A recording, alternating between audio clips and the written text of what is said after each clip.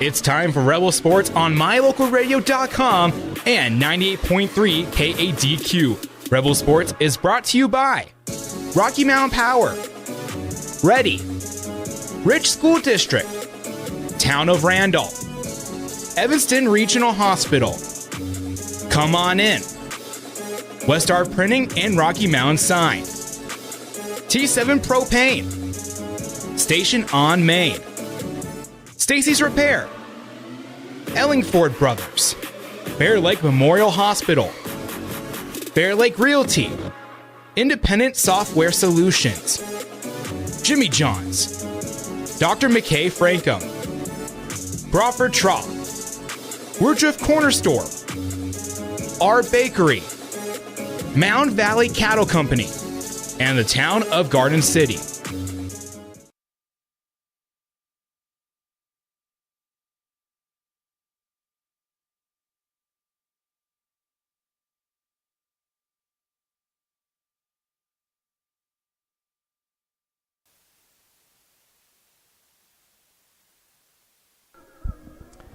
We are here and welcome all of our listeners as we are down in Monroe, Utah for a beautiful night of football as the Rich Rebels take on the South Sevier Rams. And it should be a good one. I'm excited about this matchup. This has been one that's been circled on the schedule for quite some time for a couple different reasons. One, we have not played a team in the 2A classification in a number of years. And for our listeners, I was just looking it up to kind of give you an idea of who plays in this league that South Sevier comes from. San Juan, Delta, Emory, Grand, Summit Academy, American Leadership, Judge Memorial, South Summit, Providence Hall, and a familiar name, Layton Christian, is in 2A now. They have ascended in the last few years. But this is one that, a big school, but the Rebels are open for the challenge and excited for it. And we're going to talk about the South Sevier Rams in this pregame show. A little bit shorter of a pregame show than usual. We were packing up from the volleyball game just 15 minutes north of here in Richfield to get down here. But still plenty of time to talk about this awesome matchup, and we thank our viewers and our sponsors to make this possible. We're going to go to break, and when we come back, I'm here with my partner Rob Leifson as we give you a pregame show. We've got some interviews with Coach Larson and Coach Twitchell from the South Sevier Rams coming up in this pregame show. This is a production on MyLocalRadio.com and listening in on 98.3 KDQ FM, and this is a pregame show brought to you by the Ellingford Brothers. Quality is the one thing that you can always count on when you do business with Ellingford Brothers in Evanston. You always get high-quality products and friendly, knowledgeable service at Ellingford's. Stop in today, 199 County Road, Evanston. Ready is committed to providing superior services to our customers by requiring individual accountability for excellence in quality, safety, and dependability. We are a growing company that is currently hiring across Wyoming, Colorado, Texas, Nevada, Idaho, and elsewhere. Our valued team members receive competitive wages, full benefits, and weekly pay. Interested in joining our team? Visit ReadyUSA.com. We are ready.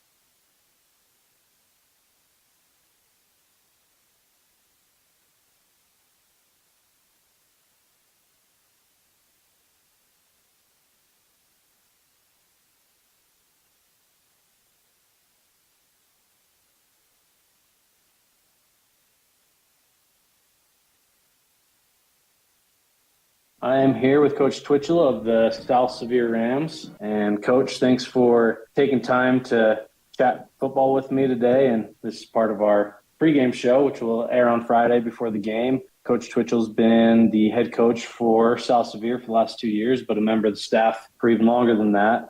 Coach, how is your season going, and how has it been being at the helm the last couple of years down at South Sevier? Yeah, so far we've had a good season. We've had let some games slip away from us.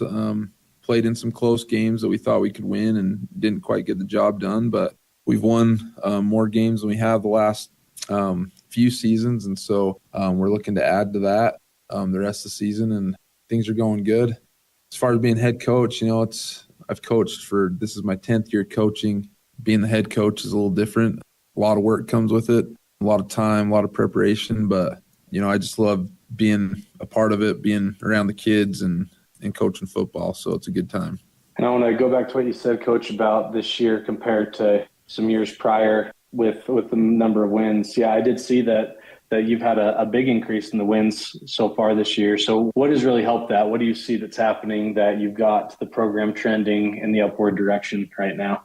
One thing is we have some talent, we just haven't had in years prior. Some young kids that are stepping up, and we also had a few seniors that decided to play this year that haven't played in years past. So that's helpful just to have, more depth on the team, some kids that are just competitive and want to play. But hopefully we're moving in the right direction, turning the program around to where that's kind of the expectation. That's the hope, is that it's not just a one-year thing. It's something that we continue to trend upward and continue to improve. And Coach, South Sevier, it's a new – Rich has not played South Sevier in very many sports. This is a new thing, and I know that our fans are excited to go down to Monroe this weekend. In terms of every school kind of has its identity with different sports that you've seen success in. South Sevier, what has South Sevier been known for the last few years in terms of what sports have been very popular down there and you're getting a lot of kids out to do? I grew up here, and basketball has always been, one of those traditional sports. I played basketball. That's just what kids do. Baseball has also had a lot of success the last few years. We've been in the state championship the last 3 years in a row. So basketball and baseball, a lot of kids want to play it and come out and compete.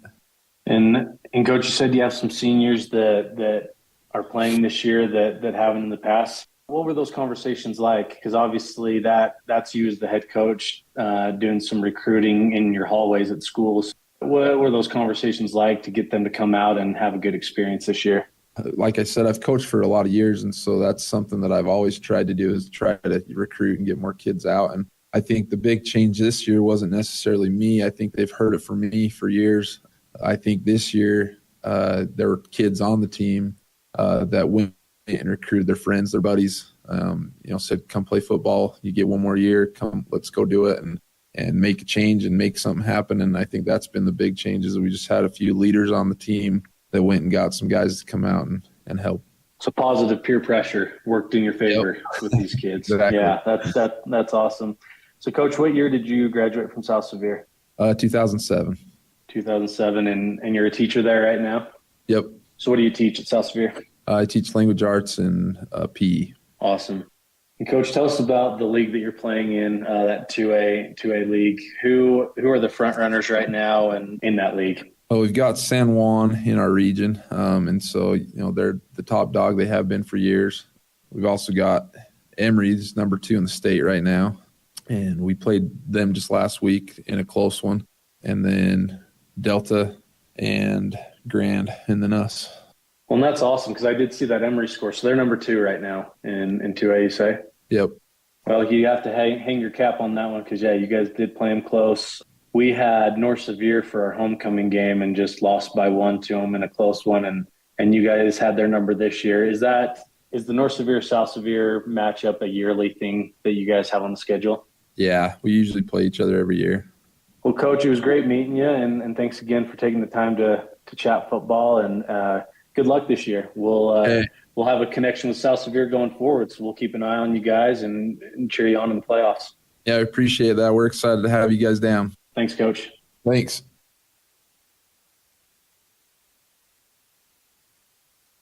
I want to thank Coach Twitchell for taking time this week to chat with me, and as you heard from that, he's doing a good job down here, trending in the right direction. My favorite part of that interview, Rob, is sounds like he's gotten a few seniors to come out this year that hadn't in years prior. It sounds very similar to something that Coach Larson's been doing for us, doing some good recruiting in the hallway. So, and speaking of seniors, it is South Sevier senior night tonight, and they are going to honor them here. But we will go to a quick break, and when we come back, we will be listening to our interview with Coach Larson this week. This is a Ellingford Brothers production, online at mylocalradio.com and listening in on 98.3 KDQ FM. We offer rebates on energy-saving products and equipment for our customers. For example, your home's heating and air conditioning system draws significant amount of electricity during certain times of the year. We offer cash back for heat pumps, which use energy-efficient technology to heat and cool your home. We also offer rebates on appliances and smart accessories like smart plugs and smart switches. Really, for anything that draws electricity in your home, we usually have some type of rebate to offer you. Visit wattsmarthomes.com today. When you have an emergency, choose Bear Lake Memorial Hospital. Open 24/7, the professional emergency room staff is trained for trauma, medical, cardiac, pediatric, orthopedic, and obstetric emergencies. Bear Lake Memorial is a critical access level 3 trauma center, offering immediate access to radiology, lab services, surgery, and internal medicine consults. The ER teams are well-trained professionals who are ready to act. When you have an emergency, Bear Lake Memorial Hospital, the most caring hospital on earth.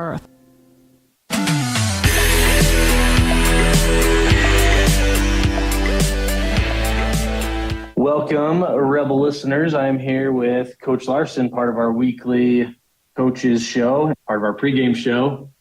Coach, tell us about South Sevier. I don't know if Rich has ever played South Sevier, to my knowledge. Maybe we have, but definitely not in recent years. So tell us a little bit about South Sevier and what we can expect of them. So they're pretty balanced. I think they're a team that wants to be really run heavy, but they are pretty balanced. As you watch them, they do a really good job of mixing it up and trying to pound the ball and then catch it, being really aggressive and hit them play action passes.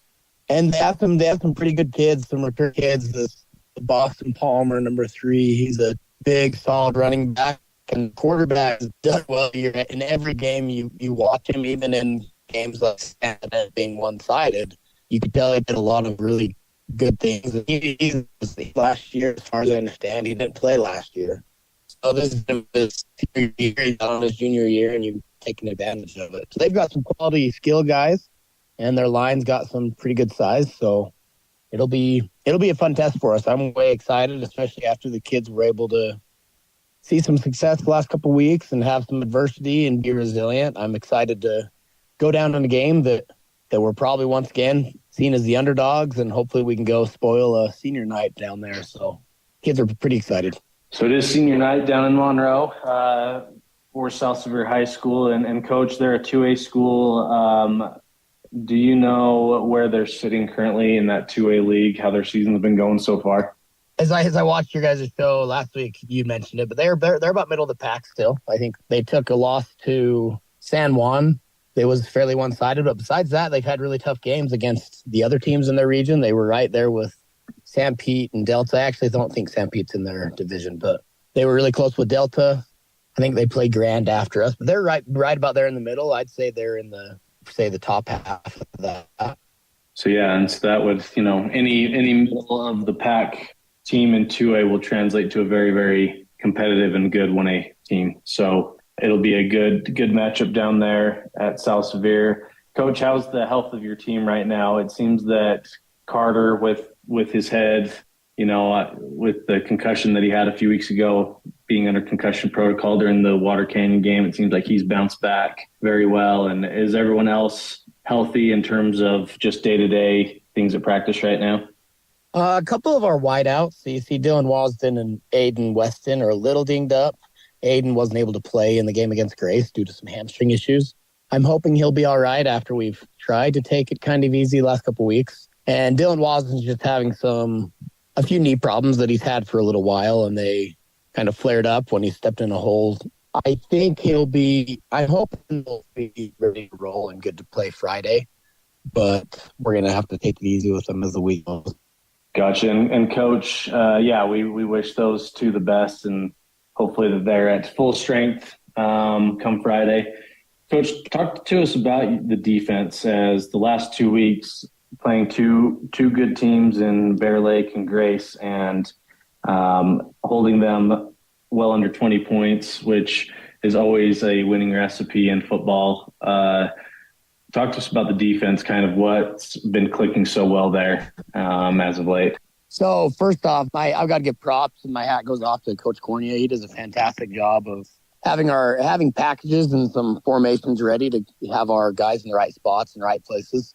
He watches a lot of film to where we feel pretty prepared that we're going to be able to do good things come Friday, and the kids buy into it. So my hat goes off to him. He does a really good job, and then the kids love it. I'd like to say that we are a defensive first team, and that's fine. I'm the offensive coordinator, and obviously everyone loves putting points on the board, but it is fun to see a group of kids that, they love football when they love to be on defense, and they just fly around like crazy. Carter Grohl is just one I'll mention that's been a highlight recently that has way overperformed. Not that we didn't expect big things from him, but man, he's been huge the last few weeks, and just the energy he brings to the team.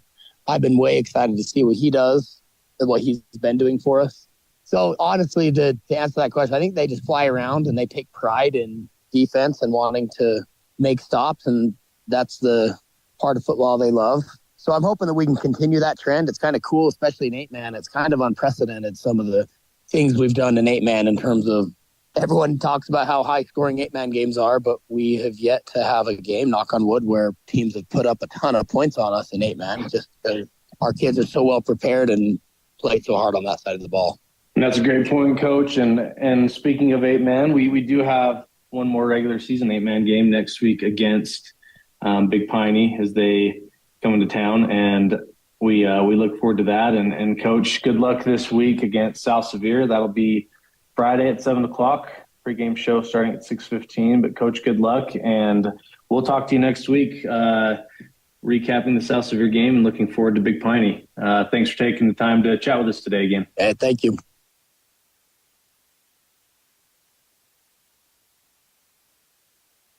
We offer rebates on energy-saving products and equipment for our customers.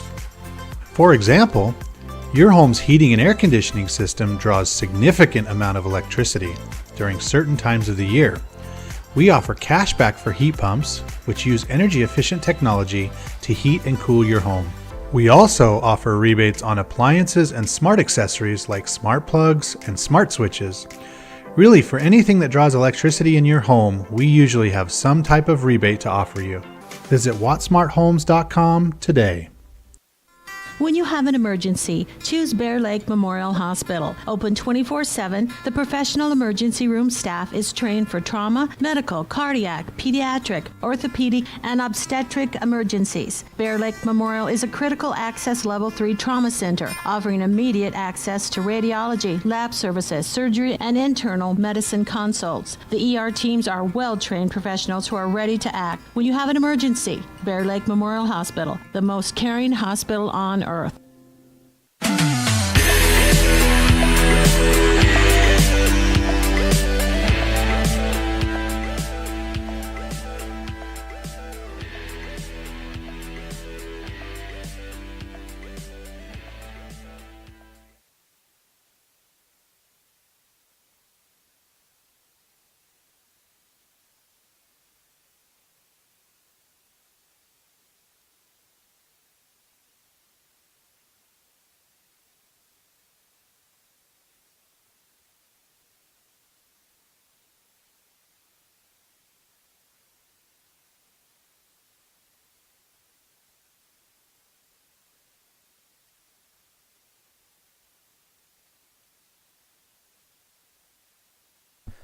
We are back, and we thank the South Sevier cheerleaders for honoring our great nation as we get ready to start this excellent ball game. We are just under 3 minutes to go until game time.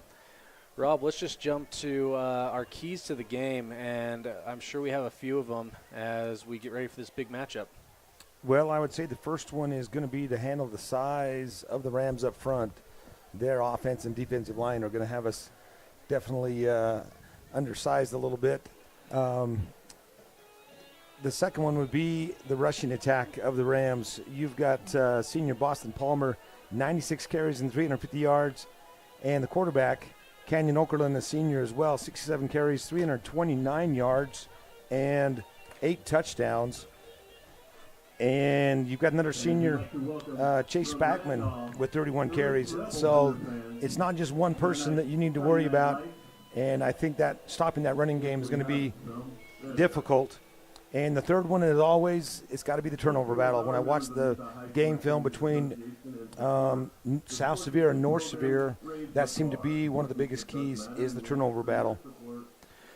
And isn't it always? And, Rob, we were talking a little bit on the drive over some of the results of South Sevier's season so far. We do have a common opponent in North Sevier this year.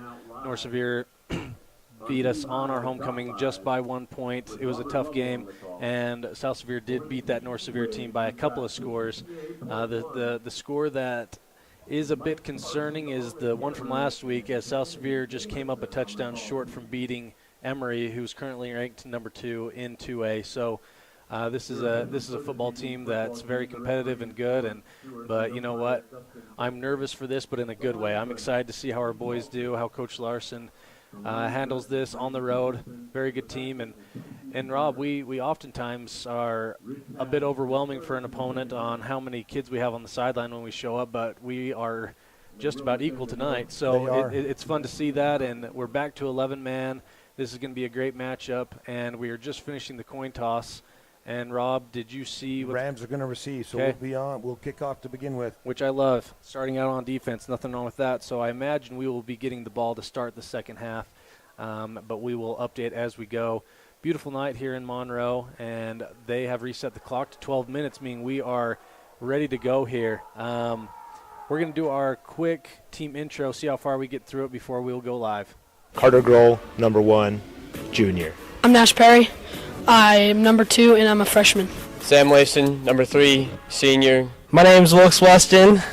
I am number 4, and I am in the 10th grade. I'm Paxton Nicodemus, number 5, 10th grade. Jet Holmes, 6, junior. Carter Hoffman, senior, number 8. I'm Zenek Stocking. I'm a senior, and I'm number 9. I'm Aiden Weston. I'm a junior, and I wear number 10. Dylan Wasden, wide receiver, DB, junior. I'm Valencornia. I'm number 13, and I'm a freshman. So we had to cut that one short here for sake of time. We have Dylan Fonsbeck ready to kick back to number 3, Boston Palmer, and number 33, Mason Healy of the Rams. And it is what we'd call a squib kick, just a short kick fielded by the Rams. And he will get to about midfield. I believe that was number 23, Jagger Red, tight end for the Rams. And we are started. So the Rebels will start on defense. And, Rob, we talked about how this is a tough offense to defend because they have a lot of looks out of just one formation. Yeah, you'll see the same formation almost all night long, but you're right. You can run at least a dozen plays out of this one that I've seen on film. So, and they will typically go under center with a split backfield, and there it is right there with a slot to the right and a wide receiver to the left, and that will be number 10, Canyon Okerlund, under center as he sends a man in motion, and it will be a give right up the middle for a 5-yard gain on the play. That was number 3, Boston Palmer. We'll be saying his name a lot on both sides of the ball tonight. Rob, did you say he leads the team in tackles on defense? He does. Well, he's 2 behind Hudson Flinders. So tackle made by Carter Hoffman. And if you watch the defensive lineup for the Rebels tonight, Bradley, a little bit different approach from Coach Cornier. We'll see how this shakes out. You're going to have 7 up front. Yep. Oh, 6, sorry. 6, yep. And so the Rams come in that split backfield with a slot to the left, wide receiver to the right, Okerlund under center, and that will be a give up the middle again to Palmer. And this time he will just about get there. They're going to move the sticks there. Yeah, yep, they will. So Riker Kirk and Daniel Smith on the tackle. So that will be enough for the first down. They move the sticks after just the 2 plays there. Rob, it does show how good their offensive line is. Both of those plays had no lead blocker. It was just dependent on the front 5 as a dive is what we'd call those, and he got 5 yards both times. So something to keep an eye on there. The Rams now are trips to the right. Okerlund in the gun with Palmer to his right and a slot to the left. Okerlund will get the snap And it is a give to the running back around the left side. That is number 25, Hudson Flinders. There is a flag on the play. We'll see what that is. I do believe that is a hold on the offense. So a hold on the offense there. That'll push him back 10 yards. Big call in favor of the Rebels, as that was slated to be a big gain again.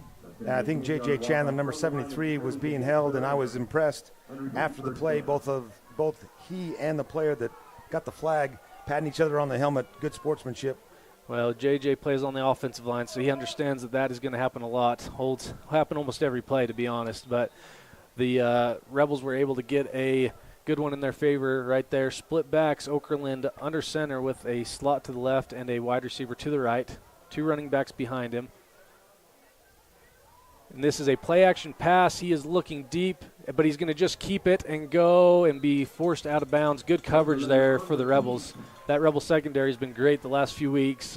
We hope to see that again tonight. Yeah, I think he was looking deep, and you can credit Sam Leifson for the coverage for not giving him an opening. Yep, that is definitely what you want to have happen. Have the quarterback just tuck it and go and just get a few yards like he did, and as he was forced out of bounds. And that was a play-action pass out of that split backfield. Okerlund will now be back in the gun with Hudson Flinders to his left, a slot to his left, and then a receiver on either side with a tight end as well. He is back to pass. Okerlund back to pass. He has got a man in the middle, incomplete. Weston there on the coverage. So now we have a third and about, what, Rob, 15? Yeah, I'd say coming 16. Up here. Third and 16 coming up. This would be a big stop for the Rebels. All started with that holding call that pushed the Rams back, but this would be a great stop for the Rebels to start things off here on this first possession. Okerlund's 52 of 123 for a 43% pass completion. He's got 8 TDs, but 7 interceptions, Bradley. So they do like to throw it. They do. So they are now in trips left in the gun. A lone receiver to Okerlund's right. He's going to drop back once again. They are setting up a screen, a wide receiver screen. Let's see if the Rebels can get there. Hoffman, the lone man, to stop him, and he does, but not before they get a first down. That was a wide receiver screen set up to the left side. If you ever see the D-line get through on touch, it's usually a screen that is being set up, and they did. And I believe, was that Easton Eborn that finally forced him out of bounds there? And I apologize, I just realized that our got the volleyball score right. I got the volleyball score still up. If people are just tuning in, they're wondering why we've got 45 points total already scored in the first quarter. My apologies. But definitely still a 0-0 game, just under 10 minutes to go. Okerlund under center with a split backfield, a slot to the right, receiver to the left. He takes the snap, and that will be a counter play. It was a fake to the right, but then to the left, and he has got a lane, and I believe he is in for the touchdown. That was number 24, Chase Spackman. That was an initial a fake to Hudson Flinders to the right side, but then you had the counter around to the left side, work to perfection. We'll see that again, Rob. That was a successful play, so I'm sure we'll see another counter out of them before we know it. So South Sevier does go up 6-0 here early in the first quarter as they attempt the point after. And that will be attempted by number 8, Peyton Gibson of the South Sevier Rams. And the snap is good. The hold is good. Almost blocked there by Weston, and it is good. We were just centimeters away from blocking that, but the Rams do go up early in the first quarter, 7-0. We will go to break here. This is a T7 production of Rich High Rebel Football, online at mylocalradio.com and listening in on 98.3 KADQ FM.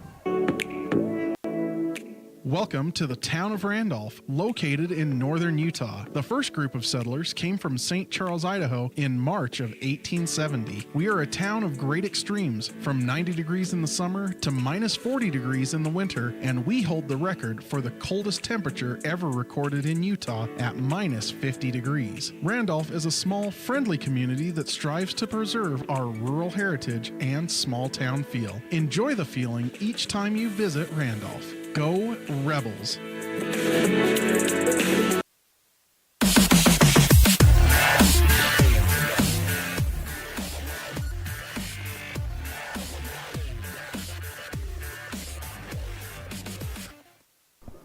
we are back here as the South Sevier Rams look to kick off to the Rich High Rebels, and we have Drake Weston and Hudson Perry back deep to receive, and that will be number 8, Peyton Gibson, kicking for South Sevier, and he does get it deep to Weston. That is a returnable kick as Weston tries to get to the outside. Oh, it looks like a reverse is attempted between Weston and Perry with a flag on the play. Weston and Perry collided on the attempted handoff. Yep, that was meant to be a reverse, and we'll see. Face mask on the Rams. So that'll be a face mask on the Rams, moving the Rebels. Did you see if it was a 5 or a 15? I did not. So we'll see if that is a 5 or 15-yard penalty, depending on the severity of the face mask. We will see. It is looking like just a 5-yarder. No, Nope, he's keeping going. Okay, so that was a personal foul face mask, which is a 15-yard penalty. There was the call there. So 1st and 10 for the Rebels as Hoffman is in the gun with Perry directly to his left and Tripp's left, made up of Weston, Wasden, and Smith, and Fonsbeck to the right. We have a screenplay being set up, but we have, I believe, a false start as that was thrown pretty quickly, a penalty flag. Hard to see the flags because they're pink in honor of breast cancer awareness. Yep, they blend in with lots of our cleats and sleeves that we have on there. And the Rams are asking their coach what they want him to do with the penalty. Illegal procedure against the Rebels. That'll be 5 yards. So just a 5-yard penalty to push the Rebels back. Now 2nd and 15. An attempted screen pass there that was snuffed out by the Rams. They've obviously been scouting us a little bit. Is that in that Bear Lake game, we had a very successful screen play to Weston. That may have been what they were trying there. Oh, so the penalty was declined. So the Rams are choosing to take the 2nd and 10 now instead of a 1st and 15. So 2nd and 10 for the Rebels here. Take advantage of not being pushed back so far. Hoffman is under center. And we go for 2 there, which will result in the Rams jumping off sides. I like that call there by Coach Larson, as long as we did not move. That'll be a 5-yard walk-off. Okay, so the Rebels did stay non-moving there, so the Rams did jump off sides, giving the Rebels a 5-yard movement of the ball forward, so it'll be a 2nd and 5 rather than a 2nd and 10 following. We really haven't had an official play yet. No, we have not. So, well, I guess the other one's official because it was an incomplete pass. That's true. So the Rebels, Hoffman under the gun, I formation with Perry and Weston behind him. He will give to Weston up the middle, and that is a gain of about 4 on the play, bringing up a 3rd and 1. Good job on the offensive line there. If you can get 4 yards on a lead, that is. And that was enough for a first down, actually, so it was a 5-yard gain. Number 3, Boston Palmer, who we said we will mention quite a bit, a senior on senior night with the tackle. So that puts him 1 behind Flinders. Gotcha. So now we have a 1st and 10, fresh set of downs for the Rebels as Hoffman is in the gun with Perry to his left, Leifson, Wasden, and Weston to his left. Speed option to the left. Nothing doing there. That was a attempted speed option to the left as Hoffman pitches it out to Perry, but that was a good defensive play by the Rams as they snuffed it right out. Chase Backman, number 24, with the tackle, another senior. So you can already tell this is a very aggressive defense here. The Rebels are able to gain yardage so far, but except on that one, they did have a loss of 4 on the play. Hoffman will come to the line in the gun with doubles to his left and to his right, Perry to his right. Ball is snapped. Hoffman back to pass. He is being rushed. He's got a whole slew of Rams going at him. Backside to Weston, who is open. Let's see if he can get upfield and get to the outside, which he does. And that will be a gain of about 8 on the play. So Hoffman did a good job at rolling to the left. Once that was flooded with defenders, he was able to pass back to a wide open Weston. Gain of about 8, bringing it to 3rd and 6 coming up here. A lot more manageable, that's for sure. Yeah, if we can convert here, even if we can get some even close to the end of the sticks, this may be 4-down territory, but we'd love a first down here as Hoffman comes under the gun with doubles to his left and to his right. Option to the right, and that is a keeper by Hoffman, and he will get across. He gets the first down there. I think and he then made a some. pitch. I think he made a pitch late. Is that what happened there? I think so. This window, I got some. Maybe we can turn these lights off because it's a big glare. No, let's see. I don't know. I don't know. It's fine. On the run. I could always look at this screen too. Rebels So, with a first down at their own 48. regardless, good enough for the first down. Great play there by Hoffman on the option, as it brings up a 1st and 10, fresh set of downs for the Rebels. Doubles to Hoffman's left and right. He is under center with Perry, the lone back in the backfield. Hoffman, option to the right. He gives to Perry on that one. That will be good for just a couple, maybe 3 on the play. That was a good read on part of Hoffman, as the outsides were blown up there by the Rams, and so he gave it in hopes that the middle would have a little bit more breathing room, and that got us 2 to 3 yards on the play. So 2nd and we're going to say 8 coming up here for the Rebels. And you have Hoffman under center, I formation with Perry and Weston behind him, doubles right. Play action pass as Hoffman rolls to his left. He has a wide open Weston who does catch it in stride, and that will be enough for the first down as the Rams force Weston out of bounds. Well drawn up play there.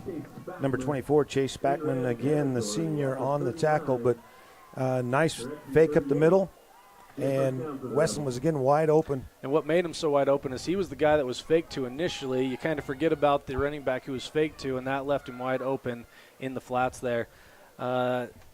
Hoffman in the gun. It is a keeper, but nothing doing there. Potentially a loss on the play. I think we're back to the original line of scrimmage, so it'll be a 2nd and 10.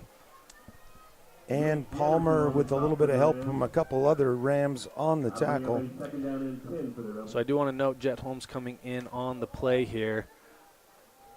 As the great quote from Remember the Titans says, why are they bringing in another quarterback? So we'll see what we have here as Hoffman is under center with Perry in the backfield. Option to the left. Hoffman with the keeper and nothing doing on that play. And you can credit number 23, Jagger Red, a senior on the tackle for that one. So, Rob, what we're obviously seeing here, the Rams have done their homework. We've been living by the quarterback keepers and quarterback powers up to this point in the season. They are ready for those. The best thing to do here, mix it up a little bit, come back to those later, as those have been great plays for us, but we may need to mix it up here as we have been scouted very well by this Rams defense, and we will see what we have here. And we've got 3rd and 12 coming up here. Definitely 4-down territory, I'd say, so we've got 2 more downs to get a first down. Hoffman comes to the line in shotgun with Perry to his right. Smith, the lone receiver, to the left with trips to the right.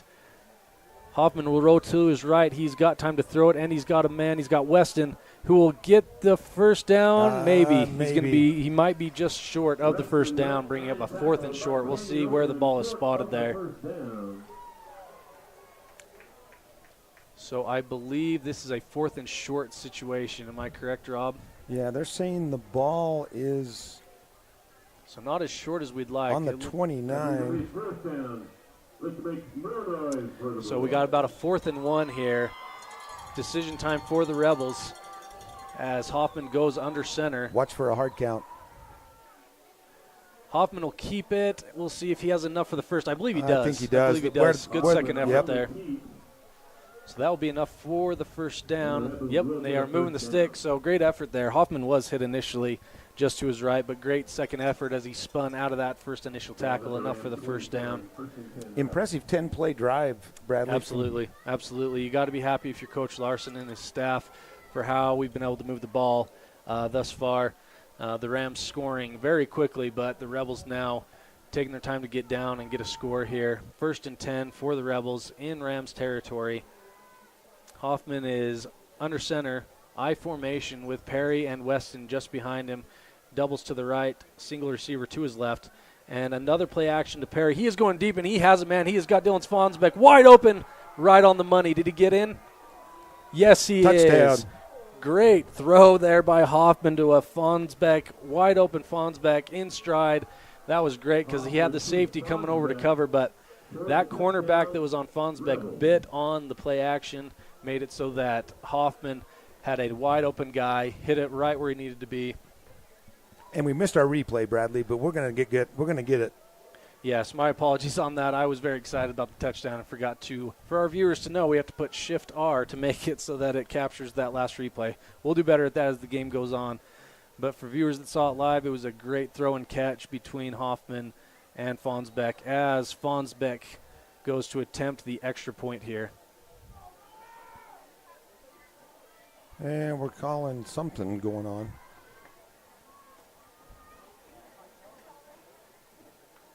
Touchdown's good. We're going. Yep, so they are maybe they're just confirming that it was indeed a touchdown, and we will confirm that now on our own That's scoreboard. been a play that they've done a lot in practice with Fonsbeck as the tight end, but that's probably the first time I've seen it work in the game so far. Yep, the Rams, they're very aggressive, so they've been biting on those play actions. So Fonsbeck back to kick, snap, and hold good, and that will be good. Line drive. Line drive. We have got a ball game here, 7-7. We're going to go to break. This is a T7 Propane production of Rich High Rebel Football, online at mylocalradio.com and listening in at 98.3 KDQ FM.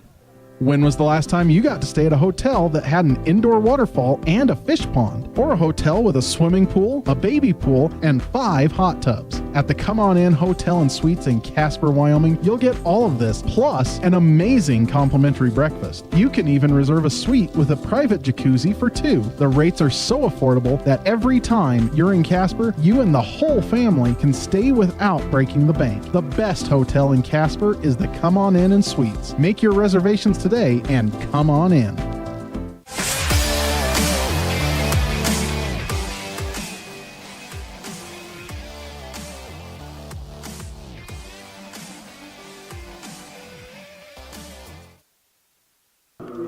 We are back here following a successful Rich High Rebel drive that resulted in a touchdown from Hoffman to Fonsbeck with a successful point after by Dylan Fonsbeck, and he will now look to kick deep to the Rams, which he does. Great kick by Fonsbeck. That will be returnable. Great coverage by a slew of Rebels. That was Boston Palmer on the return there. Carter Grohl, number 1. Sam Latham, number 3, on the tackle. Great coverage there. Now the key here is to slow down this Rams offense, which last time had no trouble moving down the field. So hopefully adjustments have been made. Well, we kept them on a 3rd and long. It was that screen pass that went for about 26 yards that was the killer. So the Rams with a fresh set of downs here, 1st and 10.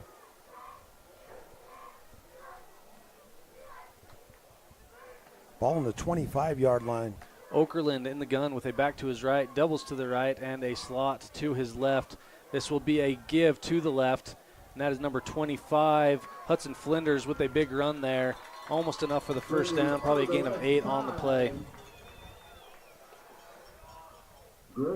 So far, Rob, the runs to the outside are really what they're trying to open up there, and I'm sure we'll see some throws here soon as well, but that has been the makeup of the Ram offense so far, as it is a 2nd and short, 2nd and 2 for the Rams coming up here.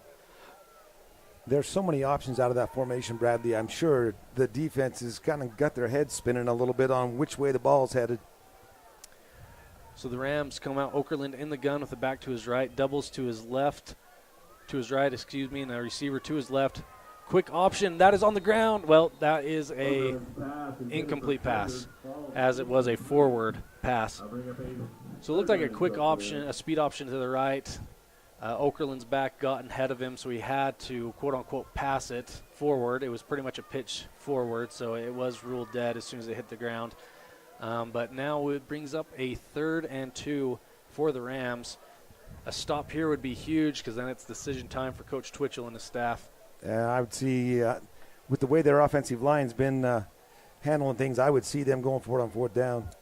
So keep an eye on Peyton Gibson at the bottom of your screen, number 8. He is very wide there. Okerlund under center with the split backfield behind him and a slot to his left. He will send that slot in motion, and it will just be a give up the middle. Great job by the Rebels. Not going to anywhere. Stop there. Wow, what a big stop, and just what we were talking about, Rob. We got an extra flag thrown in. There is a flag on the play. Little extracurricular stuff at the end. I'm not sure. That's what it seemed like. because Weston was slower to get up from everyone else, and his teammates did rush to get him up. I'm not sure what was happening there as the refs have a conversation there in between the two huddles. Got a personal foul. Targeting. The head on Ridge. So that is a big call there, as that will move it 15 yards down the field. If you could turn off your lights, please. Not sure where that came from, but that was a beautiful stop up the middle. Yeah, it was. And Drake is having a conversation with the official trying to find out what happened. And that's enough for another round. Well, that targeting call has come with a stigma now in football. You know, in college and NFL, there's more severe penalties and things that happen, so I'm sure Weston was just wanting to clarify what happened there. Tied ball game here at South Sevier High School, 7-7, as the Rams come Okerlund under center with a split backfield behind him. Fresh set of downs following that personal foul penalty. He's got doubles to his right and a slot to his left, and he is back to pass. Looking. He's got a man deep and open, and I believe that was complete. Yep, number 5, Slade Summerhays gets 1 foot down, and that will be good enough to move the sticks. It looked like you had 2 receivers out there, and the corners seemed to pass the receivers off, but nobody stayed with him. Yep, I can already tell you, Rob, minus potentially Mountain View, this may be the best passing team that we'll face if things keep going the way that they are going. So our secondary will be tested tonight as Okerlund throws a good ball, and as you can see there, he's got some athletes to throw it to. Okerlund now under center with a split backfield, slot to his right, wide receiver to his left. And that will be a quick pitch out to the left. If the Rebels can get there, way over pitched, and that is a huge loss and a big benefit to the Rebels, as that will push the Rams back a very long second down now following that pitch that was just over the head of, I believe, number 25, Hudson Flinders. Yeah, Hudson Flinders was the intended running back on that play. I saw one the other day that was 3rd and 95. Gracious. I've only seen that when there's a glitch on the screen. Yeah, well, let's just say the snap went over the quarterback's head and it rolled pretty much the whole length of the field. I would love for a 3rd and 95 on the next play. We'll see. But Okerlund does go under center with the split backfield behind him, slot to his left, wide receiver to his right. Ball is snapped, and that will be a play action. Okerlund rolling out to his right, and he throws it just short. If he would have tucked it and ran, I think he has a bit of room to work with, but great job for our secondary there, hanging with their men there on that coverage. Going to be 3rd and 35, or 3rd and 25, sorry. 35 sounds better. Yeah, it does. I'm looking at the scoreboard. So that's right. 3rd and 25 coming up here for the Rams, and we have got 56 seconds left in this first quarter. That flew by, but we have, like I say, 3rd and 25 here. You got to think, watch for that screen play again with that wide receiver screen, anything like that, or just a traditional throw here, as we've seen the arm that Okerlund does have. South Sevier will come out with Okerlund in the gun, doubles to his left, single receiver to his right with a back to his left. Okerlund will drop back, looking for a man. He's going deep again, and that is caught for a huge gain. Big conversion there as Okerlund hits his man. I believe that was number 23, Jagger Red, his tight end. Big kid that was open on that.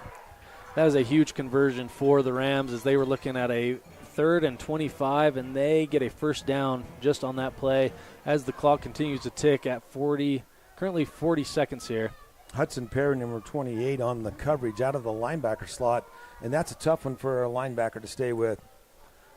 So the Rams will come, I assume, under center, which they do with that split backfield, slot to Okerlund's right and a receiver wide to his left. Weston showing blitz, and that is Okerlund will keep it to his left, but we have some pressure there. So he does complete that pass, and after a good effort by Boston Palmer, we had pretty good coverage there, but that was just a great throw by Okerlund for the touchdown there, taking our score to 13-7 in favor of the Rams.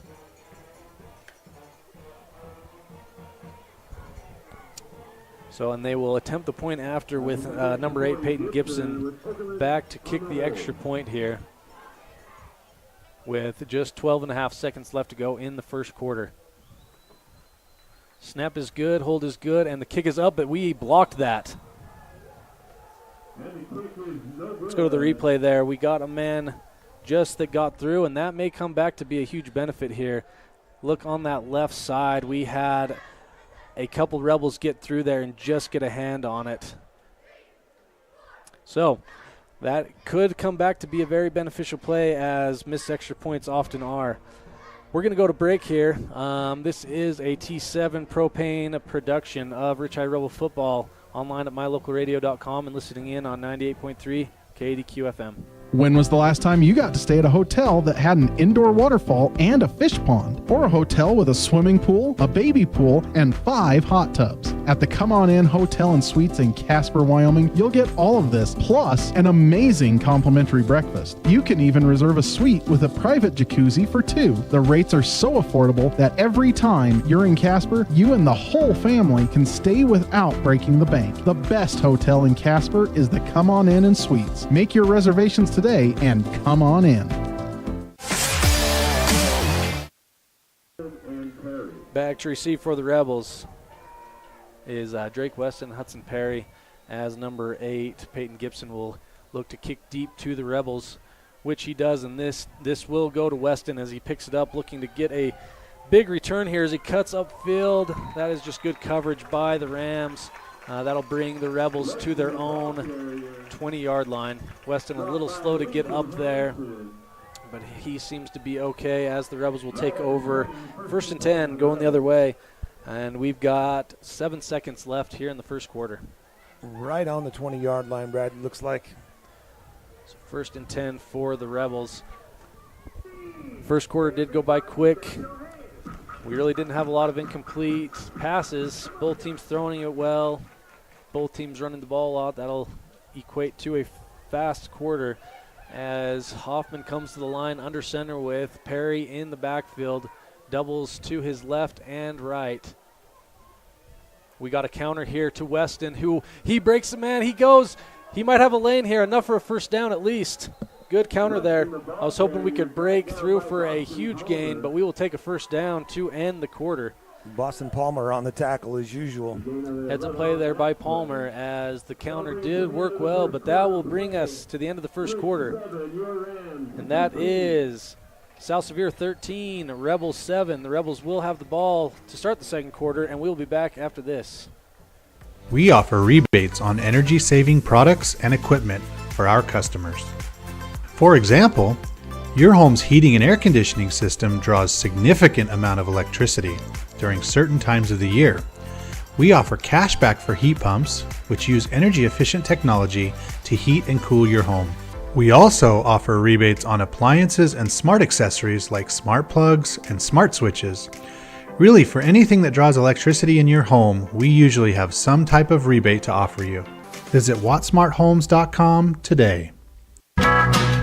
When you're hungry for an amazing breakfast, just like Grandma used to make, visit our bakery on Main Street in Randolph. We hand make fresh pastries for you to enjoy. Supporting the Rich Rebels and thanking you for your business, visit our bakery today.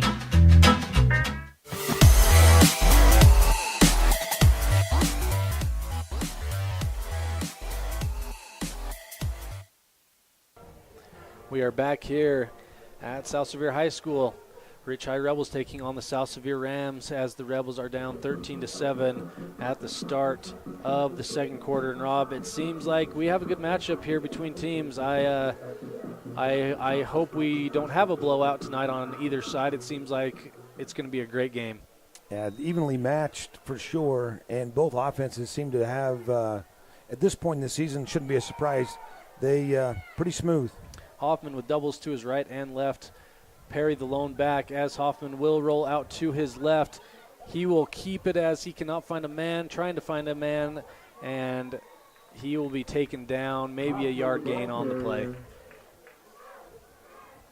So that was just a designed rollout pass to the left, and that will bring up a 2nd and 8 on the play. That was good for Hoffman, at least pick up 2 yards. Well, and I will say, Rob, I think it's definitely benefiting us opening up the playbook here as those quarterback keepers and options have been snuffed out thus far. Not a bad idea to go back to them now that we've tried some other things, but Coach Larson definitely getting creative tonight against this stout Rams defense as Hoffman is in the gun with trips to his right and Perry to his right. Hoffman will roll out to his right, and he has a man deep in. Is that Fonsbeck? Nope, that is Daniel Smith. And we have a lot of flags. Every flag got thrown there. I'm hoping for a pass interference. We will see here. Let's go to a replay there. Smith with a great post route. You'll see him that backside to Hoffman's left. Hoffman rolls to the right, throws back to Smith. Great throw and catch there. I'm not. Just calling a personal foul, not pass interference. I'm wondering if there's something on the tackle, Bradley. Targeting. There you go. 2 target calls. I don't know if I've seen one all year, and we've got 2 so far today. Shouldn't they put that on? Well, I guess not going to put it on the end of the catch, as the penalty is almost identical to where the catch would be. Correct. So they were going to tack that on just from the line of scrimmage. Is that what happened there? We still got there we somebody go. Now we're marching. moving. Now we're moving. So 15 yards from the spot of the foul, which we thought would be the case, and so that happens. Huge call there. Great throw by Hoffman, looking backside to Daniel Smith on that post route, and then tack on 15 more. That is a big play for the Rebels as Hoffman does remain in the gun. Trips to his right, Perry to his left, and Weston is the lone receiver to the left. Once again with trips to Hoffman's right.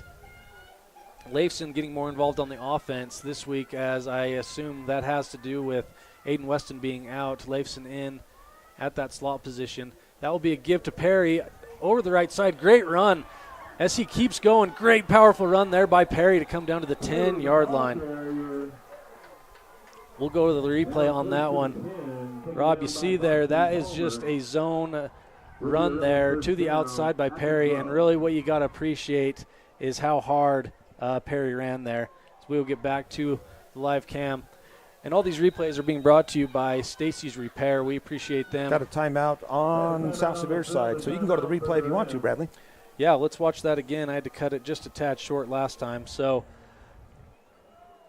Rob, as I said, this is a run just to the outside, and Perry does a great job after initial contact to keep his legs churning there. It takes 3 or 4 Rams to finally bring him down. He is just such a strong runner.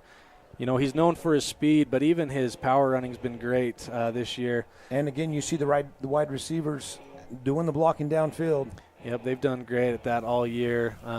Running backs and receivers being very physical and doing their part to help with those downfield runs. So we will stay here. We're just coming back here with the Rams. Coming back to the field as the Rebels have a fresh set of downs here, 1st and 10. And then after that, there's just a few more yards to the end zone. So we are about to that 1st and goal situation. The Rebels hoping to really get something going here in the red zone. And Rob, I hope that we can score and me say that blocked extra point will come in handy as Hoffman comes to the line under center, spread formation with Perry, the lone back in the backfield. Hoffman option to the right, and that will be given to Perry, and that will be a gain of about 5 on the play. Down to about the 6 or 7 yard line. So good play there. Hoffman taking his time to decide whether to give or pull that, and that benefited the Rebels there, as that was a good enough for a 5-yard gain, as the whole group carried Hudson, it seemed, for that 5-yard gain. So we're looking at 2nd and 5 here for the Rebels with 10 minutes to go in the second quarter.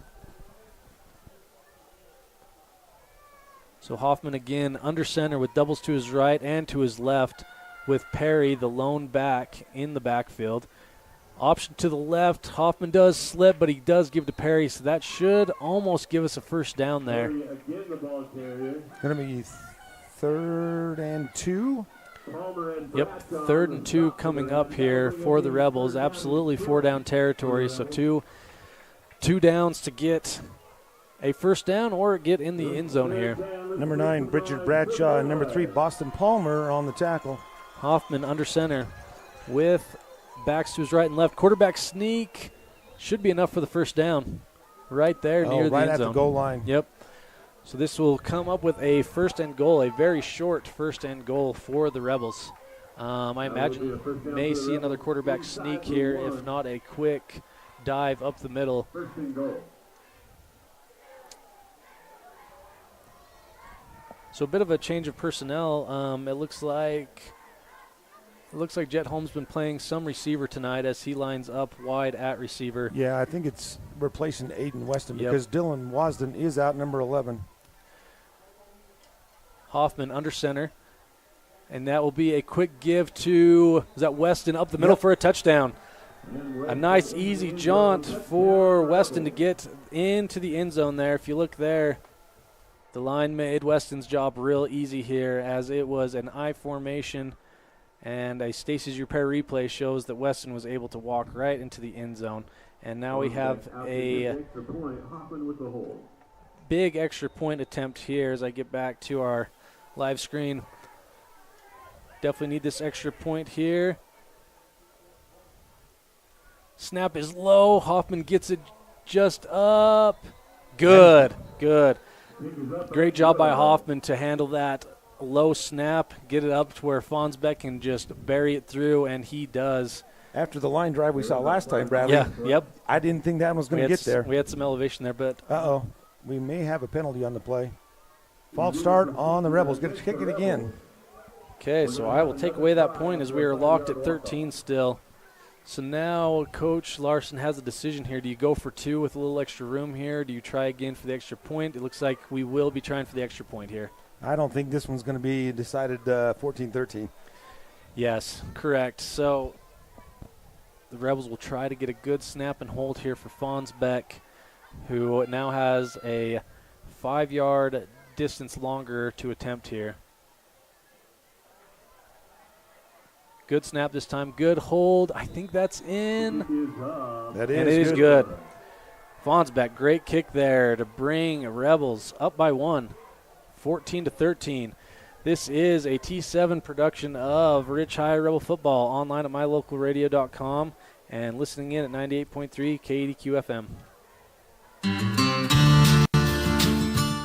Quality is the one thing that you can always count on when you do business with Ellingford Brothers in Evanston. You always get high-quality products and friendly, knowledgeable service at Ellingford's. Stop in today, 199 County Road, Evanston.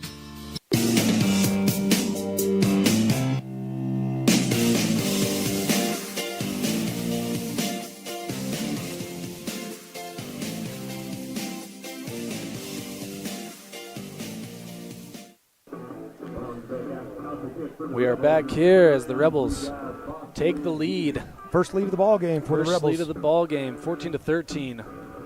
That was a great drive by the offense. Now that Fonsbeck is back to kick, and you have number 5, Slade Summerhays, and I cannot tell the other number for the Rams as Fonsbeck kicks it deep.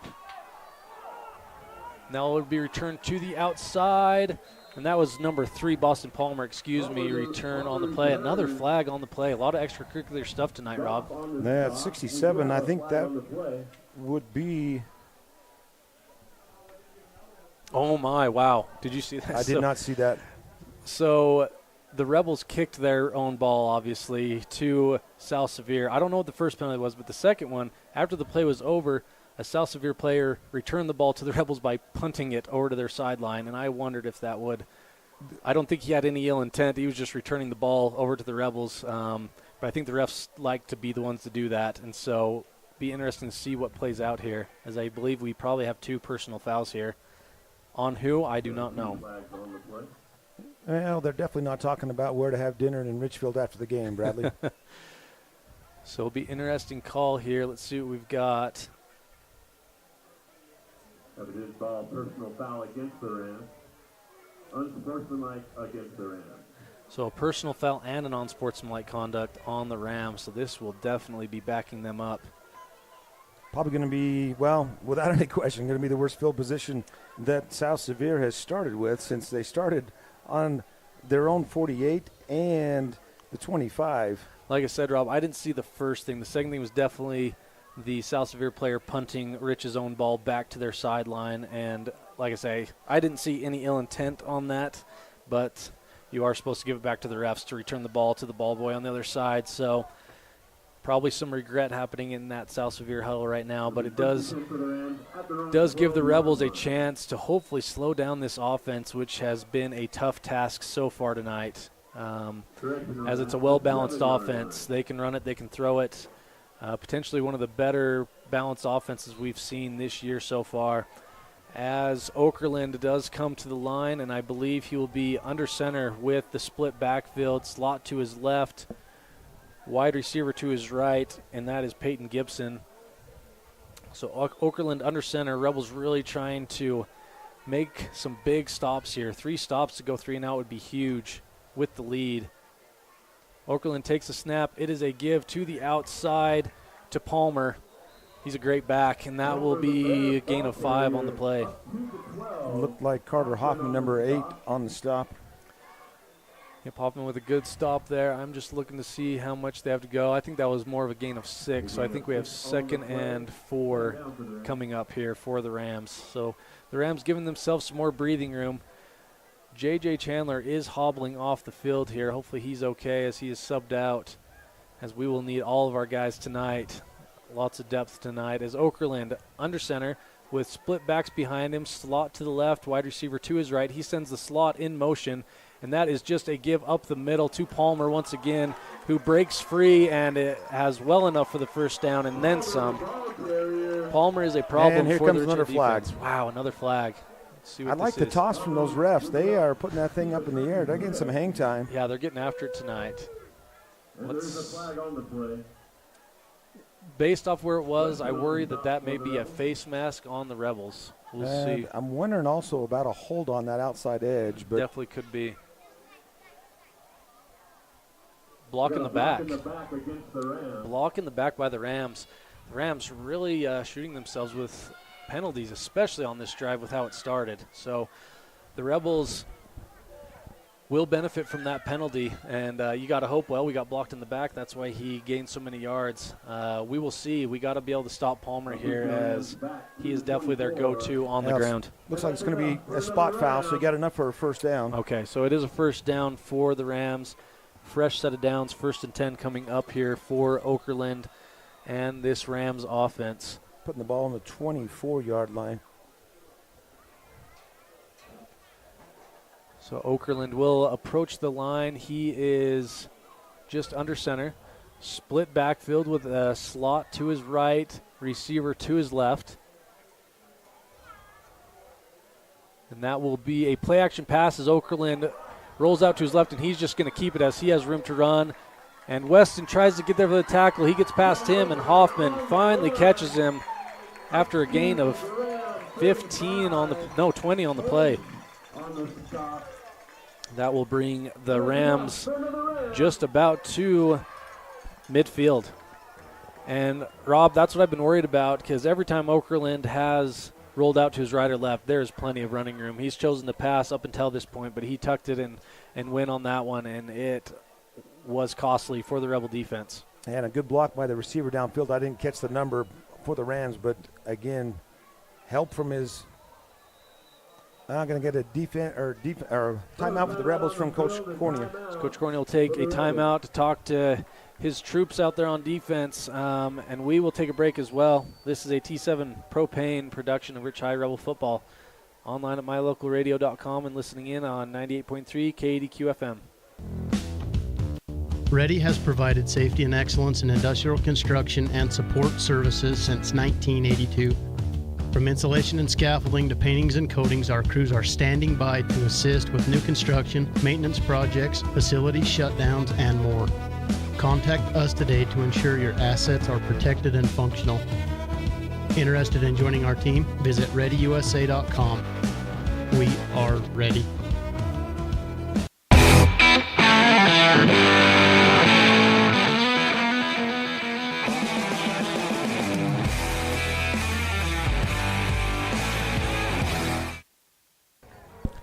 We are back here at South Sevier High School in Monroe, Utah for this excellent football game as the Rebels find themselves up 1 halfway through the second quarter, as we are just under 7 minutes to go here following a Rich High timeout. Coach Corney making some adjustments on defense to try and slow down this Rams offense. Okerlund will be under center with the split backs behind him, a slot to his right and a receiver to his left. Okerlund drops straight back to pass, looking for a man, and we got a sack there. Big play by the Rebel defense. Easton Eborn. Easton Eborn, do we have a flag? I heard some extra whistles. I don't think so. Great play there by Easton Eborn to get the sack there. Big game for Easton Eborn as his mom is from this area. Lots of cousins on teams from Richfield and North Sevier and South Sevier. So good play for him to have there, as that will push the Rams back by 6 yards, bringing up a 2nd and 15 on the play. Okerlund was looking downfield, but didn't seem to have anybody that he could get to. Well, and they only sent 2 receivers, so with our 4-3 defense having 2 safeties, that was a good setup for us, as Okerlund is going under center, split backfield, slot to his left and a wide receiver to his right. And Okerlund will do a play action, now looking deep, trying to find a man, which he has a wide open man. He had Ty Nelson was wide open, number 22. He had gone right across the middle, and you could tell that he knew it as well. I'm wondering if that was 23. Was it 23? Yeah. Yeah, Jagger Red, okay. who made that good catch earlier in the ball game. That makes sense. So, yeah, he did have an open man there, but good pressure by the Rich High defense, making those decisions tough for Okerlund. And Okerlund will come to the line again. 3rd and 15. You don't want a big play given up again by the Rebels. Let's get 2 down, 1 stop here, and they'll be punting as Okerlund is in the gun with doubles to his right and left. He drops back, looking for man, and he guns it right down the middle. Complete. Wow, that's an impressive catch by Slade Summerhays right at the sticks. That will not be enough for a first, but that does bring up a 4th and short. Grohl was right on him in coverage, but Summerhays makes a great catch there. That was a gutsy thread the needle into that one. So 4th and 2 coming up for the Rams. They will go for it here at midfield. Rebels, this would be a huge stop before half, as we're just at 5.5 minutes to go. As I say, 4th and 2 coming up here. Scoreboard says 4th and 1, but it's definitely more of a 4th and 2 here. Ball's on the 47. Okerlund under center, and the Rams will take a timeout here. We'll stay here, Rob, as we've used up our commercial time, which is fine. Let's chat about this. So if you're wanting to talk about it here, I think that they had a play called, but Coach Twitchell didn't like the defense that he was seeing as a matchup to that, and I got to imagine he was probably doing a quarterback sneak or a dive, and we really had loaded up the middle there. So we'll see what comes out here. You got to give a shout-out to the Rams on those 3rd and longs. They have converted each time, or at least made this a Lots of damage on the 3rd and longs. And doable, so. Yep, that's very true. I would say their biggest plays tonight have absolutely come on 3rd and longs. So, but we will see here as they have a 4th and short. What happens here? Last time they ran a short play like this, the Rebels stopped the run, correct, but they got the penalty on the targeting. Yep. So the Rebels know they're capable of making a stop here as we are ready to go here, as both teams come to the line of scrimmage. Coach Corney really loading up the box, which he should here. Okerlund under center, split backfield. Oh, they may have had a guy leave early, but they didn't call it there, as Okerlund keeps it to the outside and gets a huge gain. Huge gain there. I was hoping they were going to call a false start on that outside to the left, but it was probably not enough to make that happen. Big gain for Okerlund, keeping it to the outside, gaining, 20-plus yards on that play to bring up a fresh set of downs for the Rams with 5.5 minutes to go here in the quarter. Probably a big ask to see if the Rebels can just stop them to end the half, but there's a lot of time left on the clock here as the Rams do approach the line for 1st and 10, so you're wanting to force a turnover as there will be no punting on this end of the field. So Rebels looking to cause a turnover, trying to do a 4 and out here.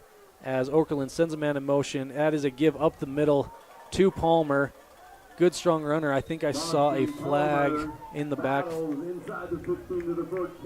Hard to see when those flags are pink. Right, but it was probably just one of our pink shoes that I saw blending in with the flags.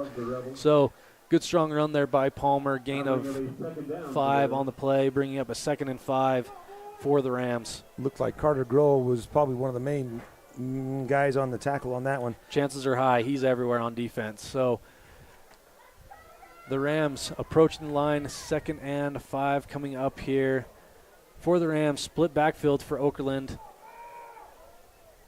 Slot to the right, wide receiver to his left. He sends a man in motion. A give to Palmer on the left-hand side. That will be stopped, but after the first down is gained. So the Rebels are bending here, but it is going to be tough to keep them out of the end zone at this rate. We'll see what adjustments are made, as they are probably averaging 5 to 6 yards a carry at this point, probably more than that. And so the Rebels looking to try to make a stop here as they are backing into their own territory. Number 3, Leifson on the tackle. Okerlund comes to the line for South Sevier. He is under center. Split backfield with a slot to his left, wide receiver to his right. Okerlund will give to the left-hand side. They try to stretch it to the outside. Nothing doing on that play. Much better stop there for the Rebels. Yeah, Carter Hoffman had a chance at him in the backfield, but Jet Holmes, number 6, with the tackle on the edge. So 2nd and goal here, and a long and goal for the Rams, but 2nd and goal nonetheless, as we are just about at the 3-minute mark here before the second half. If you remember, Bradley, this drive started on the Rams' 11-yard line. Absolutely. It's been a long drive. Rebels would love to keep them off the board here as the Rebels get the ball to start the second half. Going into the half with a lead would be huge. As Okerlund under center with a split backfield, sends a man in motion. He's going to give to Palmer right up the middle, and he goes nearly untouched into the end zone. Good blocking scheme by the Rams there, as they will now take over the lead here, 19-14, with just under 3 minutes to go here in the first half. We want to show an instant replay on that 4th and short, because I agreed with you, Bradley. It looked like there was some early movement on that left side of the offensive line. Yep, I was hoping we'd get that, but I guess with the amount of penalties called up to this point, they were going to let that one slide, as it was just barely. And no surprise here, the Rams are going to go for 2. Yep, going for 2 here to try to make this a 7-point game, as Okerlund comes under center with a split backfield, slot to his left, wide receiver to his right. Okerlund with the snap. He will give, and nope, he will keep it to the right side, trying to stretch it. Does it get in? He does. Okerlund keeps it to make the score 21-14. So, Rob, if you're the Rebels, you cannot feel overwhelmed here. The Rams did score, but that's happened 2 other times today, and we have rebounded and responded. And the Rebels have just under 3 minutes to go here. I would love to see us go down and score and put some more points, tie it up to go into the half, getting the ball to start the second half. Now that drive keyed by a 21-yard and a 25-yard run by quarterback Canyon Okerlund on senior night coming through. Yep, he kept it there, called his own number. That was the right call on his part to just keep it, duck his head, and get in. So the Rebels will receive the ball here as Weston and Perry head back to receive, as I believe it's Peyton Gibson to kick deep. Both kickers doing well here to kick it deep. I imagine that'll be the same here. Yeah, I wouldn't be surprised with a little squib. A little squib here to tick some time off the clock. Gibson to kick. Perry and Weston back to receive. Good call, Rob, as that is a squib. No. Oh, I was seeing the wrong thing here with the glare through the window. Weston has it. He gets a break. He has a lane to the outside. Makes a man miss. Oh, great tackle there by Gibson. But Weston really made something out of nothing, as that was good coverage initially, and he had a lane. But that dang kicker got him. Yeah, not who you want to have make the tackle, but he saves a touchdown on that one. Yes, he does. But Drake brings the ball out to the 42. Yep, and that's what we do need in this situation, a big return. Now a lot shorter yardage to work with, or to have to work with for the Rebels, as they are trying to get downfield quickly.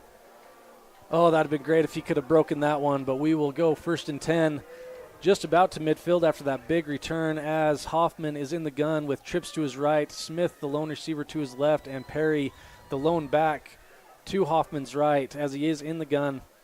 Gets the snap. That is a give to Perry to the outside, and that is snuffed out immediately for a loss. Big loss on the play by a loss of 5, bringing up a 2nd and 15 for the Rebels here. As the clock continues to wind, we are at 2.5 minutes to go here in the first half. And Rob, I think the Rebels have 2 timeouts here. I think we've just taken 1 so far this half.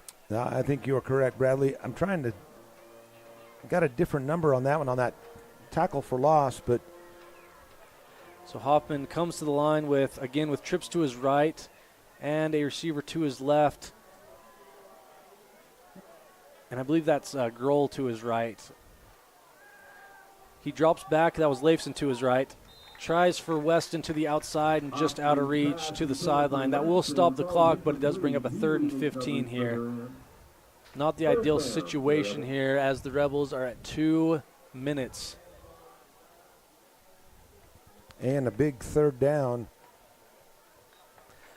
So I'm getting notifications that our camera keeps pausing. I apologize about that. We will check our connection at halftime to see what's going on there.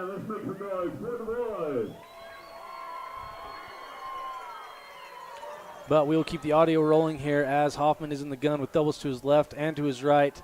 He rolls back. He's got Weston deep. And there's a battle for the ball. Let's see what they do with it here. They're going to say it's an interception. So that was a deep throw there by Hoffman. He had Weston there, but it was very close coverage. You'll see that it turned into a battle for the ball there, but it was intercepted by, I believe, Boston Palmer there to give the Rams the ball back. And you got to hope we don't have them marching downfield here. 1st and 10 Rams at their own 35.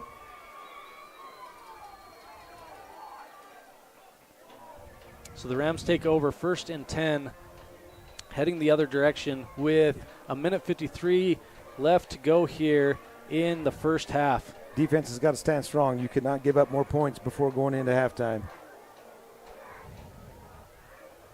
And again, I apologize about the streaming here. I'm showing an excellent connection is what it's telling me, but we will look into that at halftime, try to get a better buffer going here. So the Rams take over under center, and Okerlund will roll out to his right. He's got a wide open Palmer.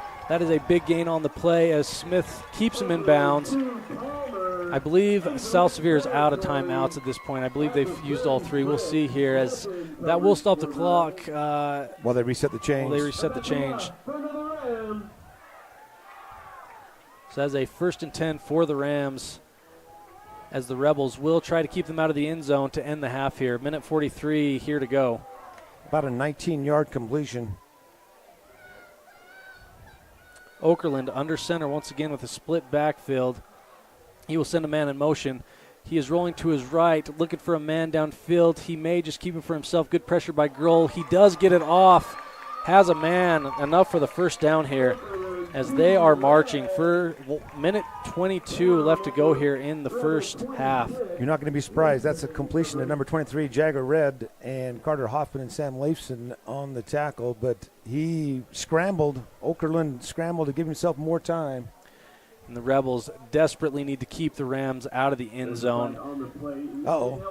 Ineligible receiver downfield.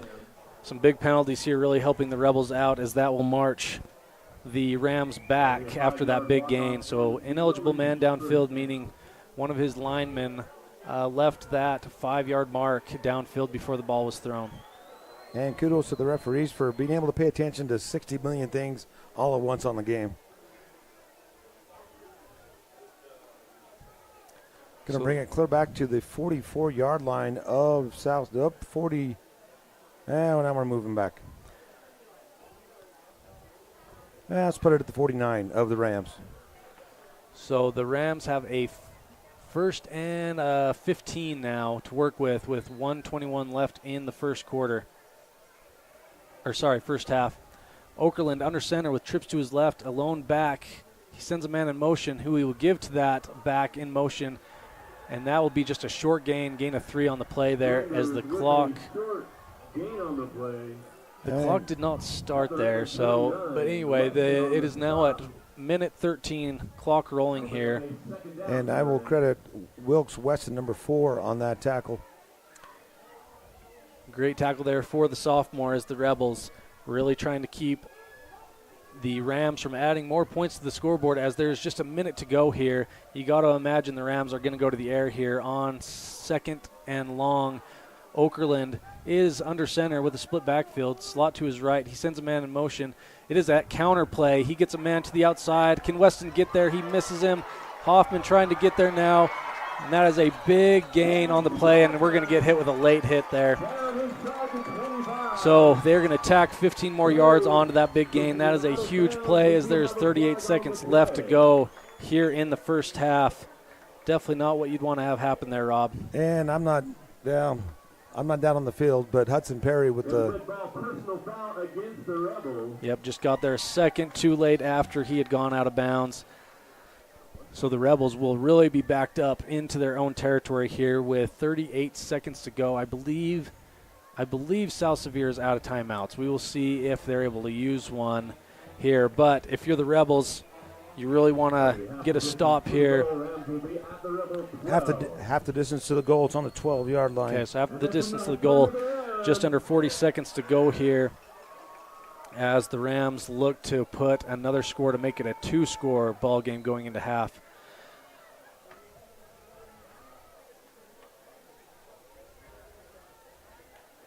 Rams are using all of the play clock to get this one snapped. So Okerlund under center with a split backfield and a slot to his right, a slot to his left and a receiver to his right. He drops back to pass, looking to get to the end zone here. He has a man, and that is complete. Just on the outside shoulder of his man there. Great throw by Okerlund, and that was to number 1. Race Freeman, a sophomore. We've not heard much out of him so far, but that was a big play here. That puts the Rebels in a tough situation going into half.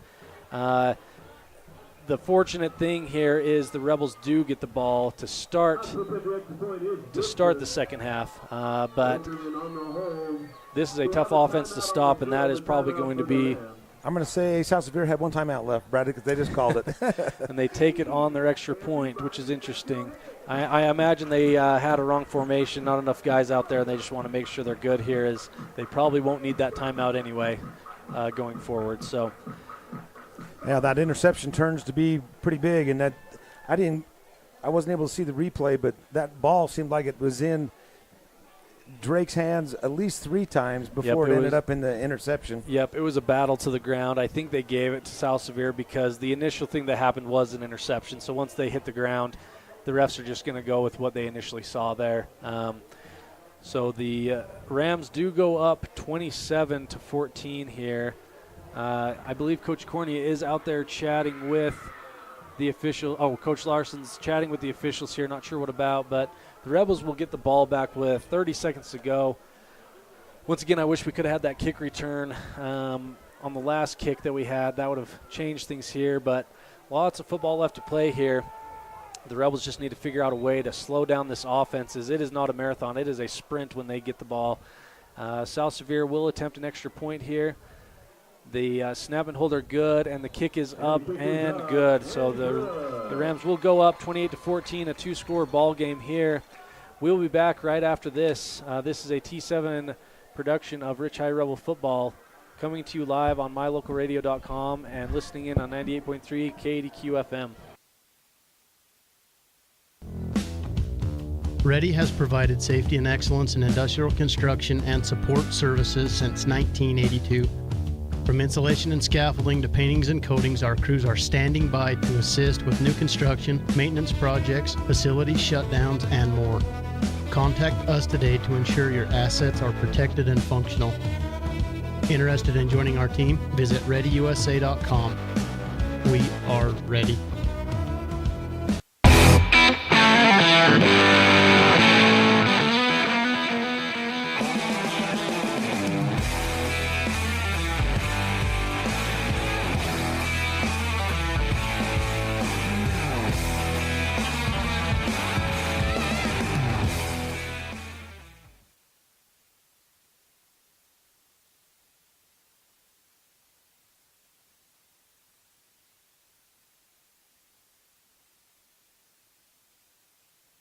We are back as the Rams will kick to the Rebels. Perry and Weston back deep to receive here as there is 32 seconds left till the end of the first half. And that is kicked deep to Perry, who will take it to his left side, trying to get a big gain here, which would be big. And he had a lane there. Good return, as that will take about 7 seconds off the clock here, as it is 25 seconds left before the end of the first half. So you've got a decision if you're Coach Larson here. Do you try to get deep downfield? Do you just run it a few times to run out the clock to avoid any sort of turnover and return? We will see right now what the call is. Once again, the Rebels will start theoretically with the ball, as the Rams will be kicking. Pending any onside kick, the Rebels will start with the ball to start the second half as they find themselves down 28-14. Close here to the second half. And I believe we are just going to kneel it down here, Rob. Yep, the Rebels will kneel it to end the first half. The score, South Sevier 28, Rich 14. We will be back after this with our halftime show, our standout student segment. This is a T7 production of Rich High Rebel Football, brought to you live on mylocalradio.com and listening on 98.3 KADQ FM.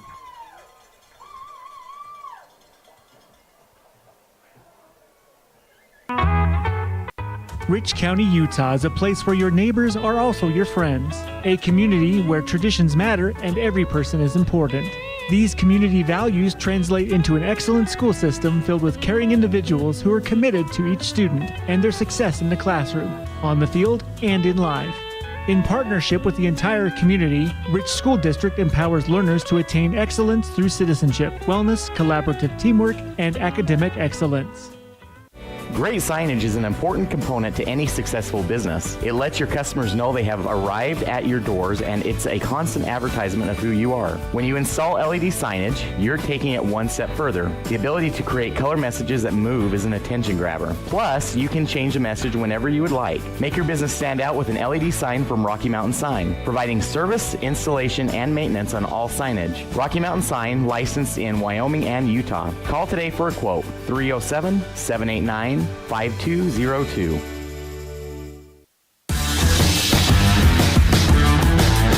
I am here with our standout student segment, and I'm super excited to have Riker Hoffman with me. Riker, it's been a little bit since that devastating injury that happened at the beginning of the year, but we're going to talk a little bit about that, talk a lot about football. But first off, minus the injury, how's the senior year going? It's going pretty good. I've been keeping up on my classes, but for senior year, I was mostly excited about football, and that kind of got taken away, so it could be better. Yeah, and we all feel for you. We've all missed you like crazy, and let's just hop to that. We'll talk about school more in a little bit, but I think you've got some positive, optimistic updates for us. Tell us about where you're at with the rehab of your injury and the timeline as it sits for now. I went back to the doctor for my second x-ray, and at first they told me no football for the rest of the year probably, but after that x-ray they were able to tell me that I'll be able to be back for the playoffs, and I'm starting to practice now to get back in condition, so I should be back. So there you have it for our listeners of our Rich County Rebel Faithful. Riker Hoffman is back in pads practicing and on schedule to return for the playoffs. And so that's super exciting, Riker. We've, like I said, we've missed you like crazy. So that's really good news to have you back. Is this the same shoulder that you injured right before basketball season last year? Yeah, it is. So I injured the shoulder in the semifinals last year, tore a bunch of stuff. And then I got surgery in January during basketball season. And then this happened again, and yeah, it's the same shoulder. So you played that state championship game last year with torn ligaments in your shoulder, correct? Yep. Tough kid. I'm here with Riker Hoffman, just talking about the tail end of the football season, which we're very excited that a really good possibility he'll be a part of. So Riker, with all that being said, tell us what you got going on here in your senior year, classes that you're taking, and with your senior year coming to almost the halfway point. What do you have planned after high school? I've took a lot of classes like during the summer, so I'm going to be able to graduate after second try. So after basketball season, I'll be done. And then I'm just going to start going to work with my dad. He owns a fencing business, and I'm just going to start working, but I'll be done at second try. Awesome. So in just a few months, you'll be out into the workforce, working in the family business. That's awesome. And Riker, you and I are both cut from the football fold in terms of what we love, but how are you feeling about basketball season? Is that just probably a month and a half away? Oh, I'm excited because I didn't play last year, and just that atmosphere, the state championship game, walking out in the fogs, all the lights. I want to do that again, but I want to win it. I'm excited for basketball. I think we'll do great things this year too, especially with people we got on the team. Yeah, we have a lot of returning players, yourself included. And Riker, you bring up a great point of walking out the tunnel with the fog. Very few basketball players have gotten to experience that. And so if you guys can do that 2 years in a row and get it done this year, that would be a great thing to end your high school career at, since that you'll be graduating shortly after. So, yep. And Riker, I always ask everyone that's done the standout student segment, I ask them to give a shout out to a teacher that's had an impact on them during their time at Rich High School. Is there a teacher that comes to mind for you? Tyson Larson. He's always been there for me. He's been a great friend, great coach. When I got injured, he showed up every single day with something, just talking to me, asking how I am. Definitely him. That's a great story. And Coach Larson, as he started coaching junior high football, it was your guys' class that was there right at that point. So I know he's always had a special connection with you guys. And so that's cool that he's been keeping in touch with you through the injury. I know that, you can go back and listen to the interview I did with him the week after Gunnison, and he was pretty torn up about your injury. So I speak for all of us, Riker, when I say we're so excited that you're practicing, you're getting back in shape, and I'm sure that won't take long. And we look forward to seeing you again out on the football field. Me too. Well, Riker, I'm going to let you get back to your school schedule, and we had to jump through some hoops to get you on today, so I appreciate you doing that and taking the time, and looking forward to calling your name here in a few weeks and throughout the winter on the basketball floor. Yep, sounds good. Thanks, buddy.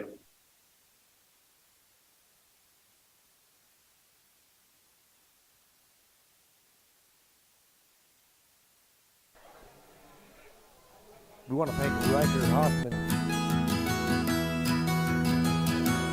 Established in 1984, T7 Propane provides you with quick and affordable service. Rely on T7's services to bring warmth and comfort to your home or business. T7 Propane delivers everywhere from the Fort Bridger area throughout Bear Lake Valley. Schedule your delivery today at T7propane.com. T7 Propane, for all your propane needs.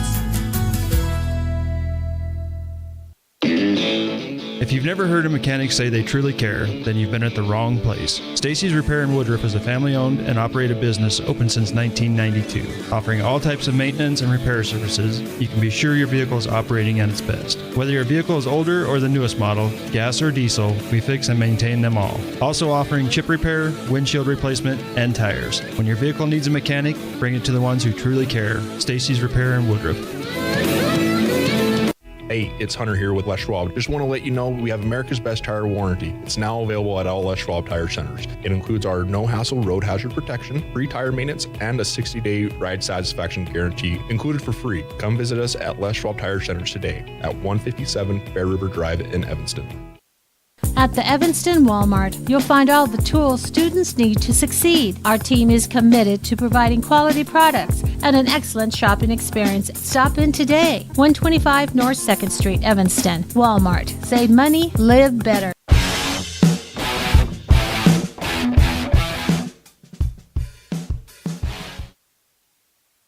We are back. This is the Station on Main scoreboard. 28-14 in favor of the Rams, and this is our halftime show. Rob, what do we got here for first half highlights? Well, South Sevier, I believe, won the toss, took the opening kick, 6-play drive, and the key play, 3rd and 16 screen pass that went for about 25 yards. Finished it off with a 24-yard run by Chase Spackman to put the Rams up 7-0 with 9:29 to go in the first quarter. Rich answers 12-play drive, probably the 27-yard touchdown pass to Dylan Fonsbeck, and with the PAT, it is 7-7 with 3 minutes to go in the first quarter. South Sevier 7-play drive, and the key play there was a 36-yard pass by Okerlund to Jagger Red, and a 6-yard touchdown pass makes it 13-7 with the missed PAT. Rich matches the punch with a pass to Daniel Smith in the center of the field. There was a penalty on the play, which added another 15 yards onto it. A nice run by Hudson Perry, and then Drake Weston with a 1-yard waltz into the end zone. Took 2 tries for the extra point, but Fonsbeck was good on both after the penalty to give the Rebels their first lead of the ball game, 14-13, with 8 minutes and 40 seconds to go in the second quarter. South Sevier starts their drive on the 11-yard line. They go the length of the field with some key runs by Okerlund of 21 and 25 yards, a 6-yard run by Boston Palmer, and it is 19-14 with 3 minutes to go in the half, as we assumed the Rebels were going to be able to return the favor, but Rich throws an interception on a ball that was fought between the receiver and the defender, and thanks to a 12-yard pass from Okerlund to Race Freeman, they go up 28-14. And we talked about some of the keys of the game. Turnovers, Rebels are down 1-0, and the rushing game. Our nice statistician, Colin Pace, has the Rams with 154 yards to Rich's 51. Yep, and it has been a dogfight, and you're right. Some really big plays by the Rams, especially on those 3rd and longs. That's hurt, but you're right, Rob. I would love for us to be able to force some turnovers in the second half and really swing some things, get some good field possession.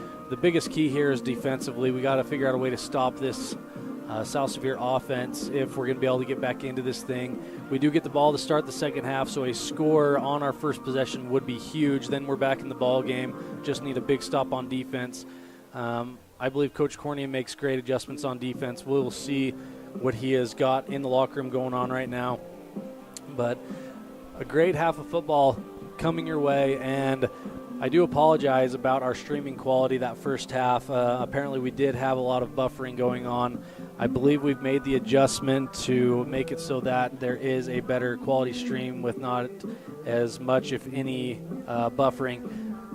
Shoot a text to me if you're experiencing any buffering. Hopefully it's nothing on our end, but if you keep me updated on the quality. But we will go to break here, and when we come back, we are just 4 minutes away from the start of the second half. So when we come back, we'll be just about ready to kick things off. This is the Halftime Show, brought to you by the station on Main, and online at mylocalradio.com, and listening in at 98.3 KDQ FM.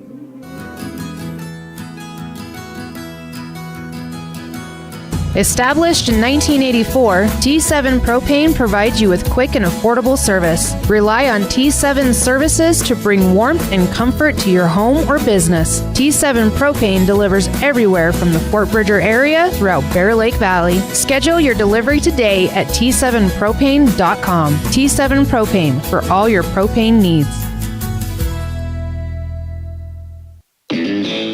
If you've never heard a mechanic say they truly care, then you've been at the wrong place. Stacy's Repair in Woodruff is a family-owned and operated business open since 1992. Offering all types of maintenance and repair services, you can be sure your vehicle is operating at its best. Whether your vehicle is older or the newest model, gas or diesel, we fix and maintain them all. Also offering chip repair, windshield replacement, and tires. When your vehicle needs a mechanic, bring it to the ones who truly care. Stacy's Repair in Woodruff.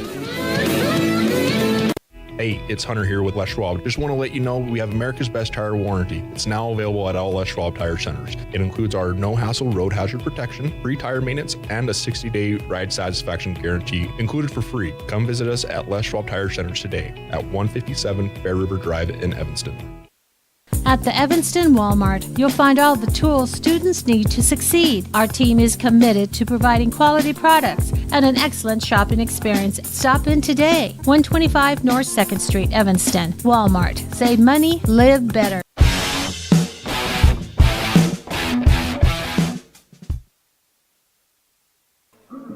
Rob, we now have both teams out back on the field with just under 3 minutes to go here before the second half starts. Rob, you got some more stats for us to go through before the start of the second half. Yep, thanks to Colton. Okerlund is 7 of 11 for 131 yards and 2 touchdowns. Carter Hoffman, 5 of 8, which is a pretty good percentage with a touchdown, and unfortunately the 1 interception, total of 77 yards. And in the rushing category, Okerlund leads the Rams, 4 carries for 48 yards. He had those 2 big runs in that drive, but had a sack that is going to take away some of that rushing yardage. But they've got 5 other runners, so you never know who's coming away with that. Number 3, Boston Palmer, is the second one with 7 carries for 28 yards. And Chase Spackman, number 24, 2 carries for 26 yards. For the Rebels, Hudson Perry with 6 carries for 25 yards. Drake, 3 carries for 16. Carter, 6 carries for 4. But again, you've got to take that into consideration for the quarterback. Get a sack, you're going to lose on that rushing total. Correct. So really, Rob, I would say the biggest defensive adjustment that needs to be made for the Rebels, we need better containment on the outside edges. That's where South Sevier's killing us right now, whether it's a designed run play or Okerlund keeping it to the outside on a rollout pass or a keeper. The outsides, we are just getting rocked right now. So if that's something that can be adjusted this half, it would make a huge difference. Another thing I want to say, Rob, is, with this coaching staff and with these teams the last few years, the second half historically has been a tough thing to come out and perform well, except for this year. This year has been great in the second half, so we really need the Rebels to come out. And I've talked with Coach Larson about that many times, how in years past it really frustrated him that we didn't have life in the second half. But this year we've been able to really master that and have some great second halves, and no time better than now in this game to come out firing in the second half. It's crucial. We got to have a good second half here as the teams look to take the field. Once again, South Sevier up 28-14, but the Rebels will get the ball to start the second half. And number 8, Peyton Gibson will kick to the Rebels, as the Rebels will send Drake Weston and Hudson Perry back deep to receive as we start this second half. I'm going to give a broadcaster jinx, Bradley. There's one thing we haven't seen tonight yet. What's that? A punt. A punt, that's true, and that is a great a great thing to bring about. Both offenses have done very well, pretty efficient and impressive, as an onside to start things, and they will just go out of bounds. So South Sevier will try for the onside kick. Gutsy move by the Rams. Gutsy move, but I understand it because it is a 2-score ball game.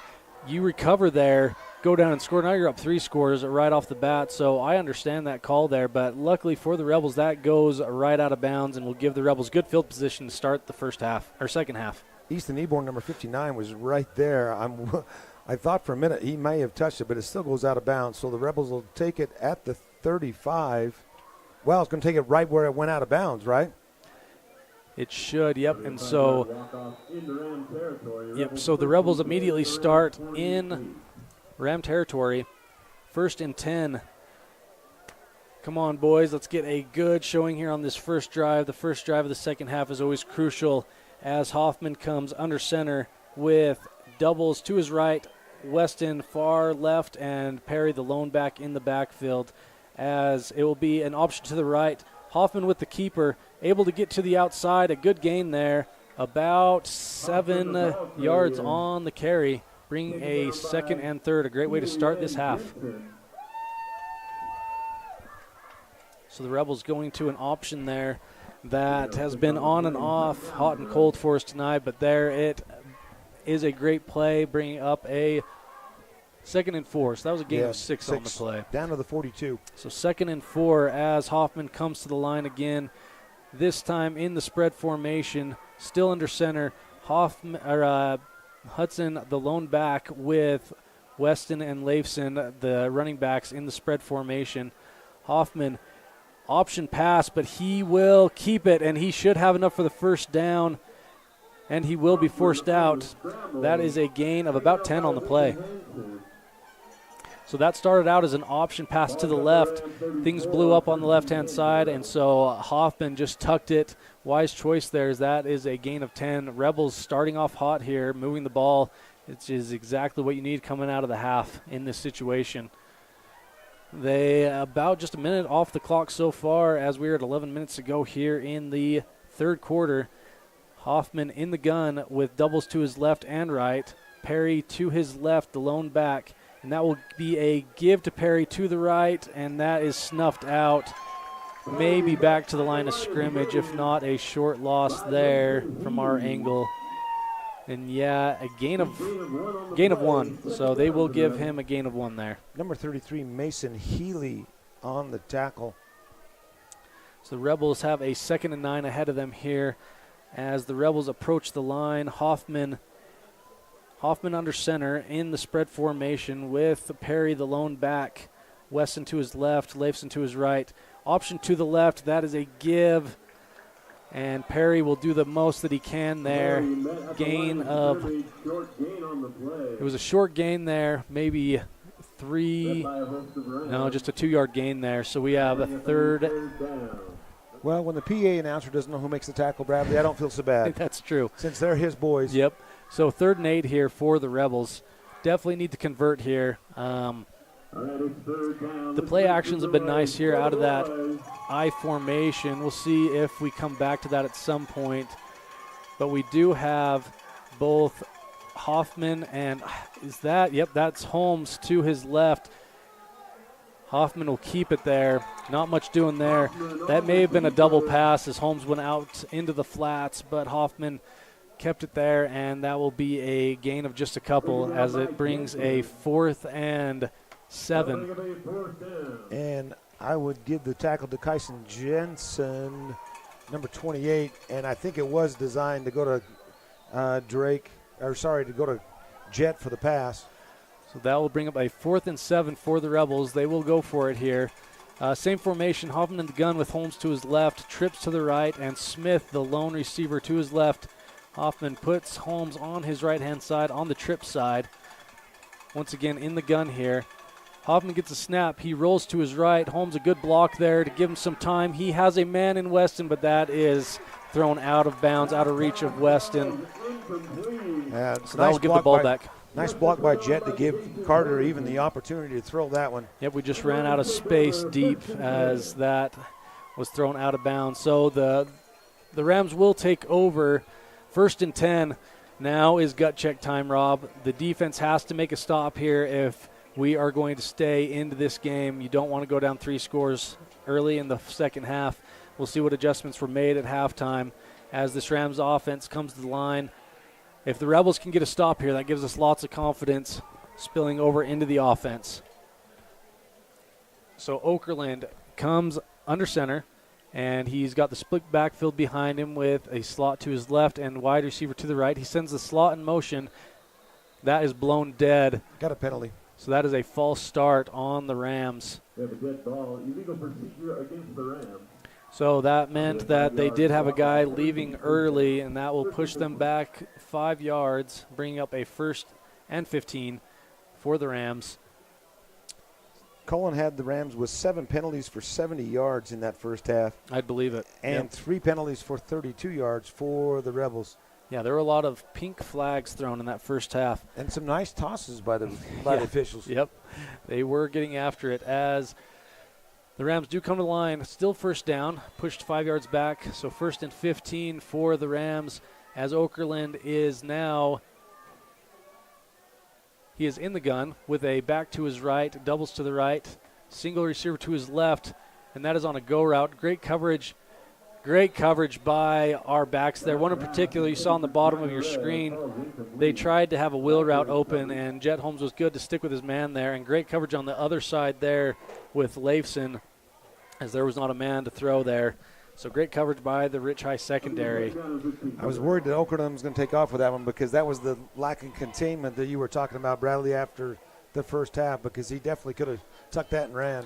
Yeah, but it's going to take everyone here. The secondary does have to cover their guys, and hopefully in the meantime, linebackers and defensive ends giving us some containment there to keep Okerlund under control this half. as Okerlund is in the gun with a back to his right, slot to the left, and doubles to his right. They typically have been running out of this, or passing out of this formation, and they will do so again. A quick throw to the outside, not much of a gain there, if any, bringing up a 3rd and long. But we don't like to hear 3rd and long with this South Sevier offense. This is what they've been doing well on 3rd and long so far here. Carter Grohl and Wilkes Weston on the tackle. So once again, we have a 3rd and 15 here, 8.5 minutes to go here in the third quarter. Cullen had them 3 for 4 on 3rd down conversion, but those 3 conversions were huge. Yep. And so they were all 3rd and double sticks. So the Rebels would love to get a stop here on 3rd and long. South Sevier, Okerlund is under center here with a split backfield. And he will have a play action trying to get outside, and he does. So that is almost converted. Did he get it there? Not quite. It's going to be 4th down and 1.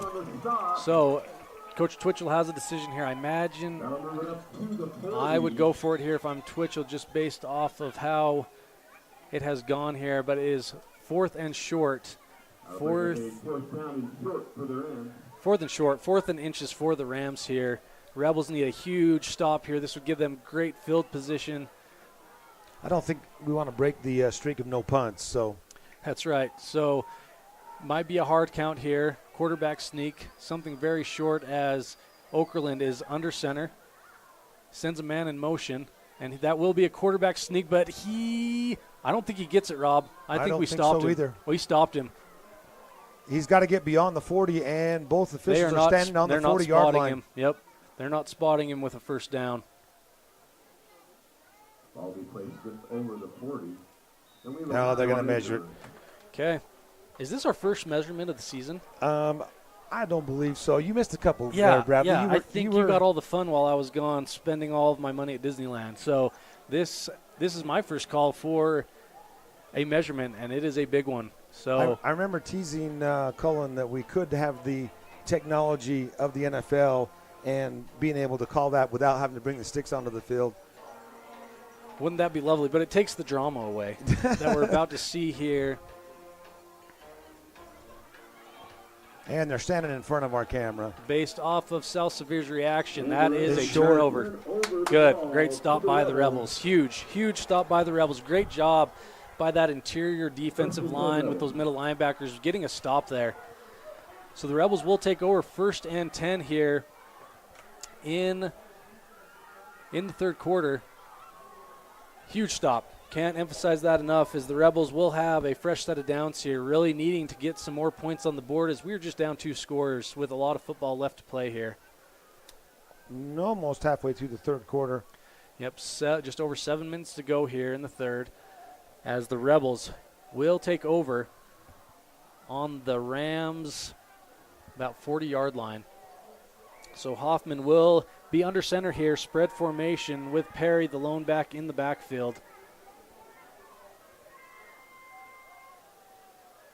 Hoffman takes the snap. It is an option to the left, and he gives it to Perry, who has a great lane, and he gets open. He's going to the 10, to the 5. That is a touchdown. Hudson Perry, man, right off the bat, and we've got a replay coming for you. Is there a flag? There is a flag, dang it. So do we have a hold here to bring this one back? I'm going to guess. We are expecting a hold call to be called here, which, dang it, that block in the back. So that will come back here. You got to hope for the Rebels, though. They got to see that they can move the ball here. Yes, there was a block in the back there, but got to keep churning our legs here and get some movement. Dang it, that would have been a big play there. So the Rebels now find themselves on the 44, the Rams 44. So it was a spot foul. Spot foul, yep.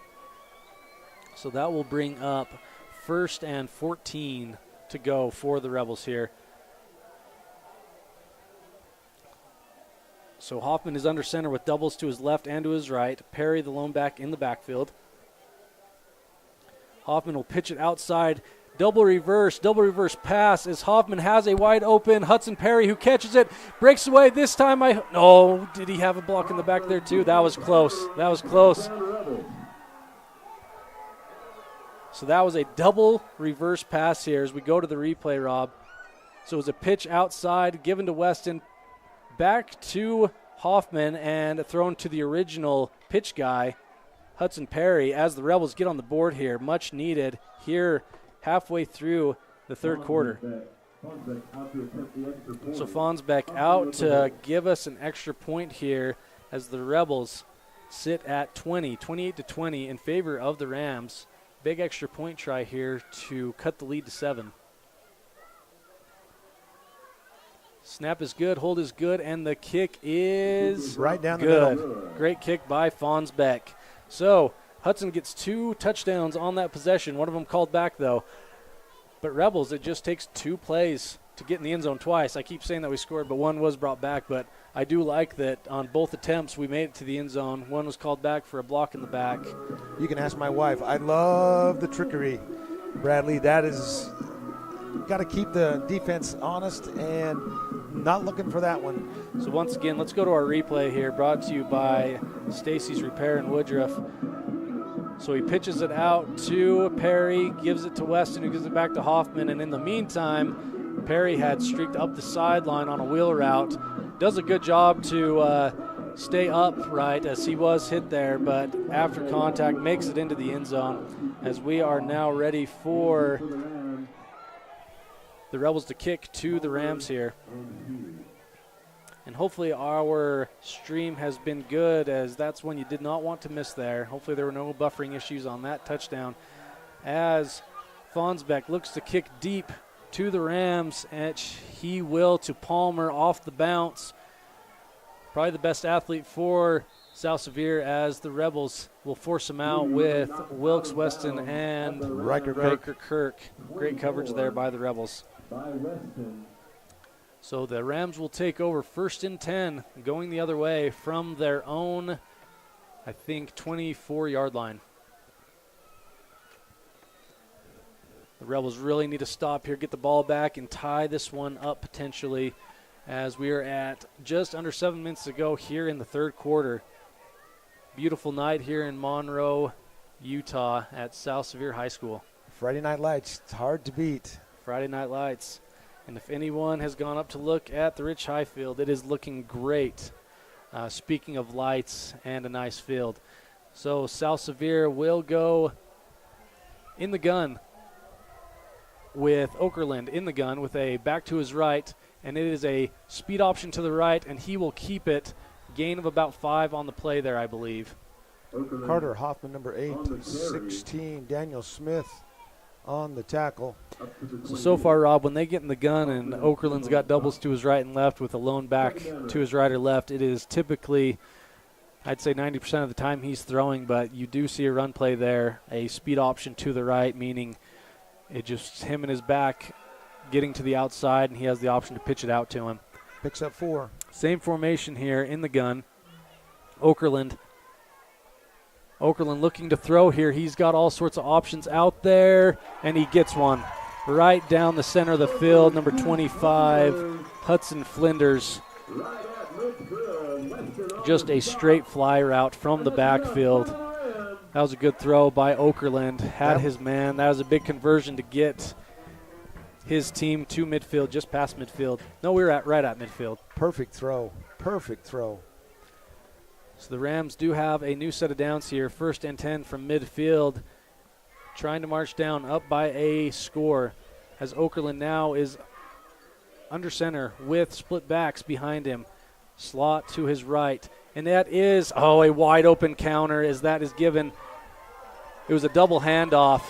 Wide open play there. That was a great play call by Coach Twitchell. He gave it to Palmer, who were been keying in on, but then it was handed to Flinders going the other way on the counter. So 2 big plays there right in a row for the Rams as they are marching down. 5.5 minutes to go here in the third quarter.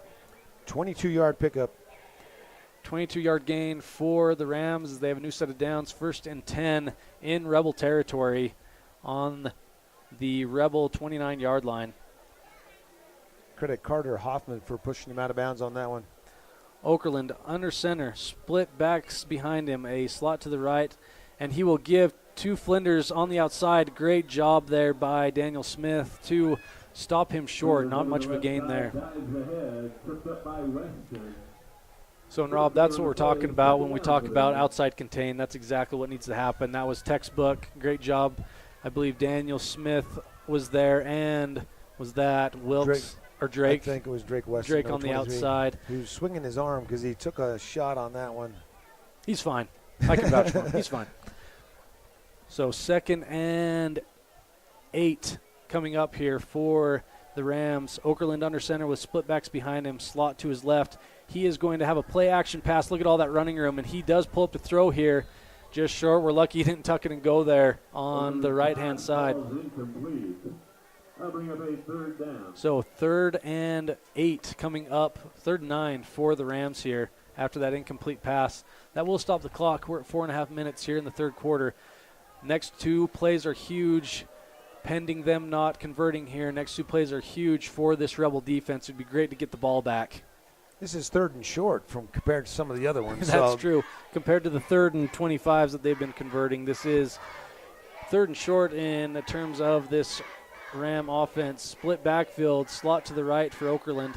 He sends Flinders in motion. Play action pass. He's got a man, but that won't be enough for, that'll be just short of the sticks. Probably a yard and a half to go for the Rams, bringing up 4th down here. Catch made by Jagger Red, number 23. I'm going to see on his stats from the first half because he definitely made plenty of catches.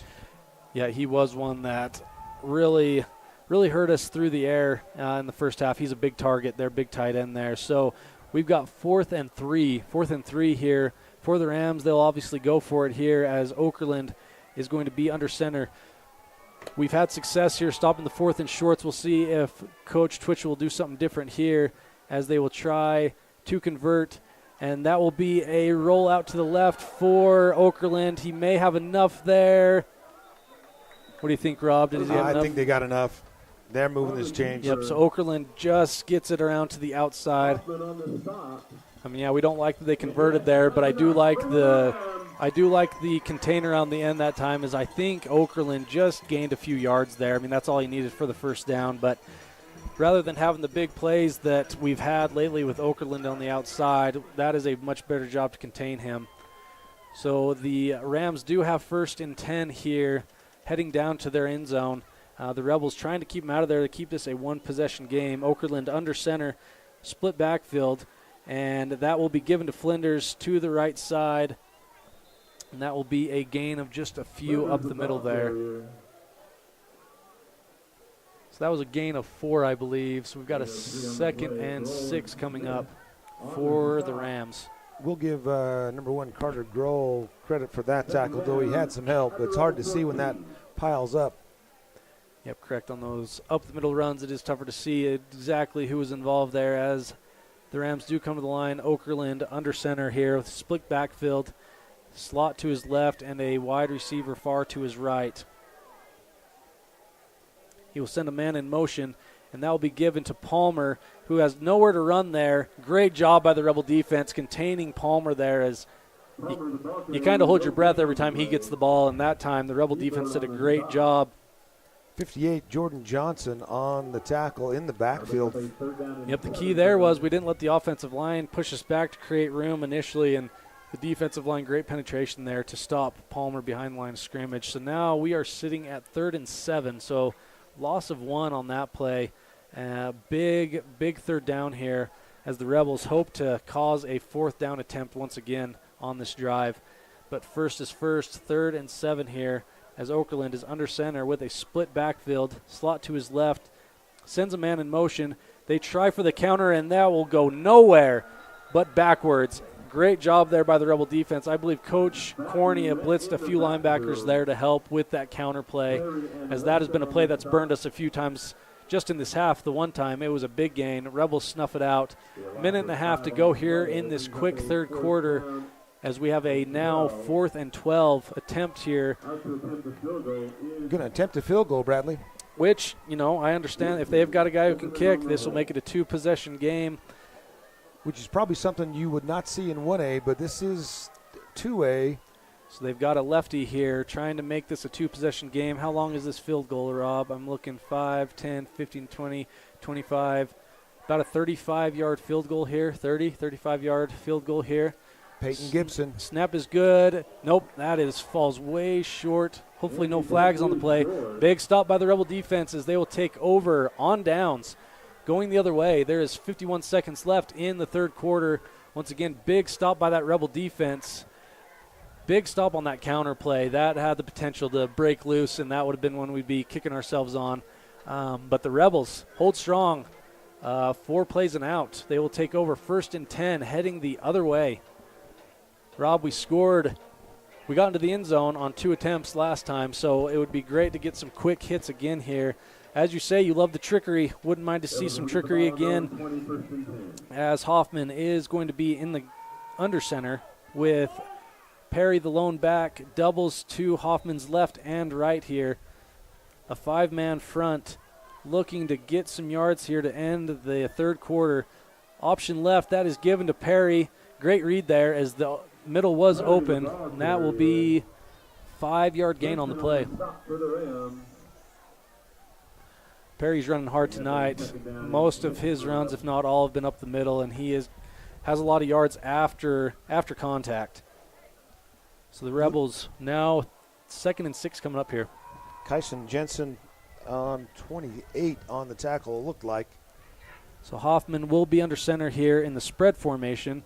Perry the lone back, and that will be a quarterback keeper. Not much there, if anything. Hoffman on the carry. And that will be the final play of the quarter as the clock is ticking down. That will bring us to the end, and we will go to break here. Not many breaks today, but we will go have a break here. This is a T7 Propane production of Rich High Rebel Football, online at mylocalradio.com and listening in on 98.3 KDQ FM. And now a message from the experts at Bear Lake Realty. Welcome to Legacy Beach. Great beaches in the summer, 10 minutes from Beaver Mountain in the winter. Townhomes now starting at $649 for poolside townhomes.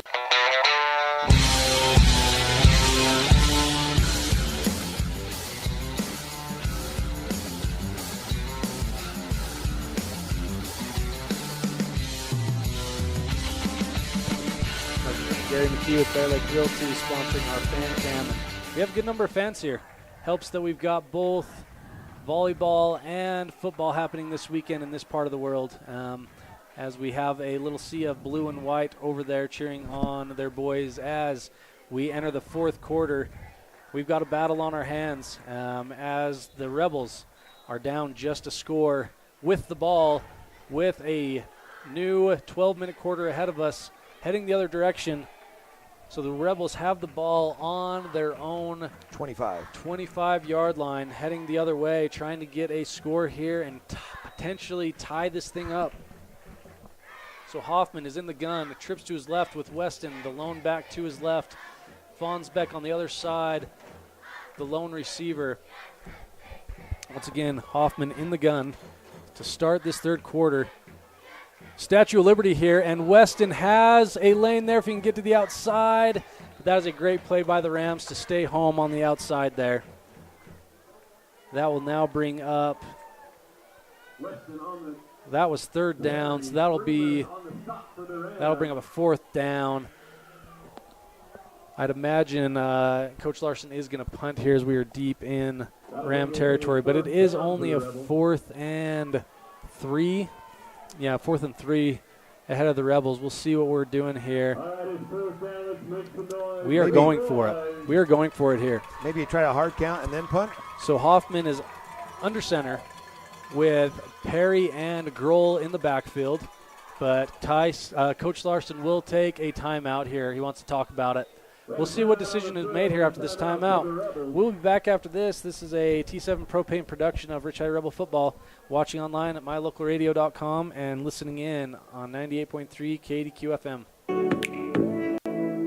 Welcome to the town of Randolph, located in northern Utah. The first group of settlers came from St. Charles, Idaho in March of 1870. We are a town of great extremes, from 90 degrees in the summer to minus 40 degrees in the winter, and we hold the record for the coldest temperature ever recorded in Utah at minus 50 degrees. Randolph is a small, friendly community that strives to preserve our rural heritage and small town feel. Enjoy the feeling each time you visit Randolph. Go Rebels!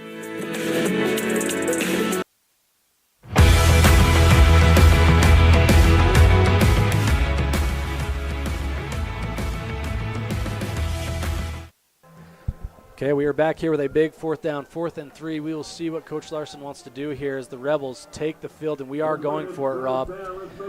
We are going for it as Hoffman is under center with Perry in the backfield, Weston to his left in the slot.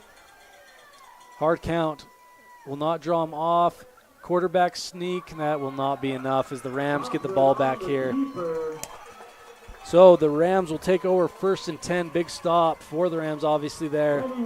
Taking over 1st and 10 deep in their own territory. The Rebels are going to have to really dig deep here. This is about where we stopped them on the last possession, so the Rebels really need a 4 and out here again. Going to take over on 29. So early in the 4th quarter, the Rebels go for it and are not able to convert there. We are now looking 1st and 10 for the Rams. Rob, if you sense sadness in my voice, it's not so much that we didn't convert there, it's that the Padres I just saw that. lost. Yeah, so anyway, Oakland in under center, split backfield with the slot to his left. Play action pass, we are there, but he does get it off for the big gain there. Carter Grohl on the coverage there. We almost had him there. I believe it was Easton Eborn right in his face from the get-go, but he gets it off in time. Okerlund does. Catch made by Boston Palmer, and you got to give Canyon Okerlund credit for hanging in that pocket when it was collapsing on him. That's absolutely right. So that gives the Rams a fresh set of downs. 1st and 10 near their own goal line, definitely in the red zone now. Rebels need a big stop here, and they can do it. They did it last possession. They stopped them right in the same area on the other end of the field. Okerlund under center with a split backfield. Takes the snap, is a give just up the middle to Palmer. Not much to gain there. Gain of 2 on the play. Daniel Smith, number 16, with the tackle coming from the defensive end spot. The Rebels have done a good job to contain those dive plays. At the beginning, they were really hurting us, but now, and there is an injured Ram on the play. One of their offensive linemen definitely hobbling back. Number 53, is that who that is, Rob? Crew Phelps hobbling back. I don't see a sub coming in for him, so the Rams will proceed as Okerlund comes to the line once again under center with the split backfield. A slot to his left and a man wide, number 5, Slade Summerhays, wide to his right. He takes the snap. That'll be a give to the left side. I believe that was Flinders, excuse me. Around to the outside, and there is a flag. I did see that it was blown dead there at the end. We'll wait for the call here. That is from the sideline judge over on the Rich sideline. Face mask on the Rebels. That is a big call, as we had just had 2 stops, but that one is going to get some extra yardage. We'll see if it's 5 or 15. Probably going to be half the distance to the goal either way. That'll move the ball down to the 7. Yeah. Yep, so ball moved down to the 7-yard line. 3rd and short coming up. Well, second and short? Yep, 2nd and short for the Rams. Yeah, it looks like it's still 2nd and 3. Yep, 2nd and 3 for the Rams coming up here. Following that face mask penalty. So the Rams, Okerlund under center with a split backfield, slot to his left, wide receiver to his right. He will take the snap here. He sends a man in motion. Quarterback keeper. So he sends a man in motion. Historically, they have either handed it up the middle or pitched it to the outside off of that motion, but they do a quarterback sneak, and that is that enough for the 1st down? We are waiting for the ball placement. First and goal. 1st and goal for the Rams. Just under 10 minutes to go here, folks, in the 4th quarter. the Rebels in a do-or-die situation, essentially not wanting the Rams to go up 2 scores here, looking for a big stop. And once again, this drive started just not too far away from where the ball lies now after stopping the Rebels on that 4th down quarterback sneak, as Okerlund is under center with a split backfield, slot to his right. Okerlund sends a man in motion. This will be a give to Palmer up the middle. Good gain there as he keeps turning his legs. Gain of maybe 5 on the play there, bringing them very close to the end zone. Good strong run. Kept his legs moving. So the Rams are just inches from the goal line here to make this a 2-score game here on senior night, as the Rebels really want to prevent that from happening. 2nd and short here. So, Rob, what you really want for the Rebels, obviously a stop, stuffing it short, but a fumble here would be amazing, either to push the Rams further back or to have a turnover here. As you talked about, not many turnovers today on either side. Yeah, just the one interception. Okerlund under center, very close to the goal line here, and it will be a play action to the right. He is almost stopped there. The Rebels trying to get him, and they will. Interesting call there as the Rams go with a play action pass. Great coverage by the Rebels there, and pursuit by that Rebel defensive line and linebacker core. Yeah, but you can credit Okerlund. He had 5 Rebels chasing him. Looked like it could have been a big loss, but he got back to at least the 3 or the 4. Yep, he has had a great night tonight. McCanyon Okerlund. Been a big problem for the Rebels, but they're able to contain him, push them back a few yards. We are now looking at a 3rd and 5 coming up for 3rd and 4 for the Rams here. Scoreboard showing 3rd and 2, but they've got about 4 yards to go here. Okerlund under center, split backfield with a slot to his right. He will take the snap. He will give it right up the middle to Palmer. There was a big hole there initially, but the Rebel linebacking core able to collapse down on him. We now have a 4th and goal. Big 4th and goal here for the Rebels. It looked like Dylan Fonsbeck was one of those, as Carter Hoffman was at the start of that. It will be 1st and goal for the Rams. Attaboy for Fonz on that play, making the stop, but we have a 4th and 1 coming up here for the Rams as Race Freeman brings in the play to Okerlund. Rob, what do you think here? Yeah, What's I was going to ask you the same question, Bradley. You going to run or are you going to pass on this? I would say definitely a run here as they get up quickly to the goal line. Oh, and going to call timeout. So South Sevier will take a timeout. We will as well. Huge play coming up here, 4th and 1. We're at South Sevier High School. We will be back after this. This is a T7 propane production of Rich High Rebel Football. Watching online at mylocalradio.com and listening in on 98.3 KDQ FM. Ready has provided safety and excellence in industrial construction and support services since 1982. From insulation and scaffolding to paintings and coatings, our crews are standing by to assist with new construction, maintenance projects, facility shutdowns, and more. Contact us today to ensure your assets are protected and functional. Interested in joining our team? Visit ReadyUSA.com. We are ready.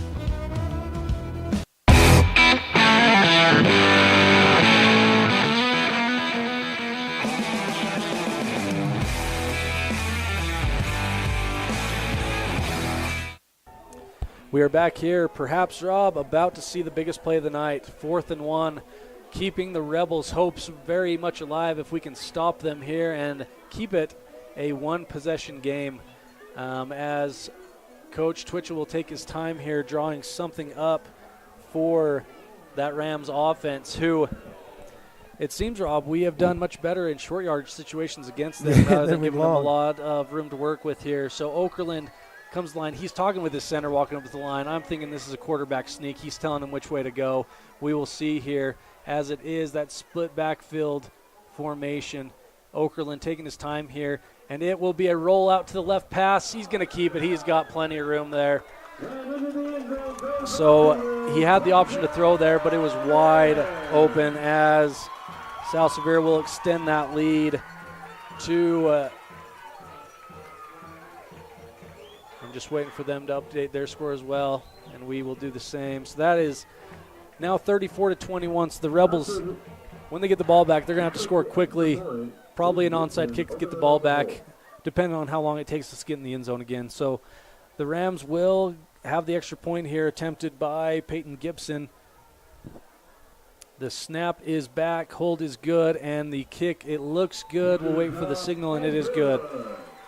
So the Rams go up 35-21. The Rebels find themselves down once again by 14, but this Rebel team has lots of fight in them. So we will see what we've got with 6.5 minutes to go here, and I will change this. We are now we've been in the fourth quarter for quite a bit here, so I apologize. Fourth quarter here, 6.5 minutes to go. Rob, what do we got to do here we just talked a little bit about the strategy, but 6.5 minutes to go, down 2 scores on the road.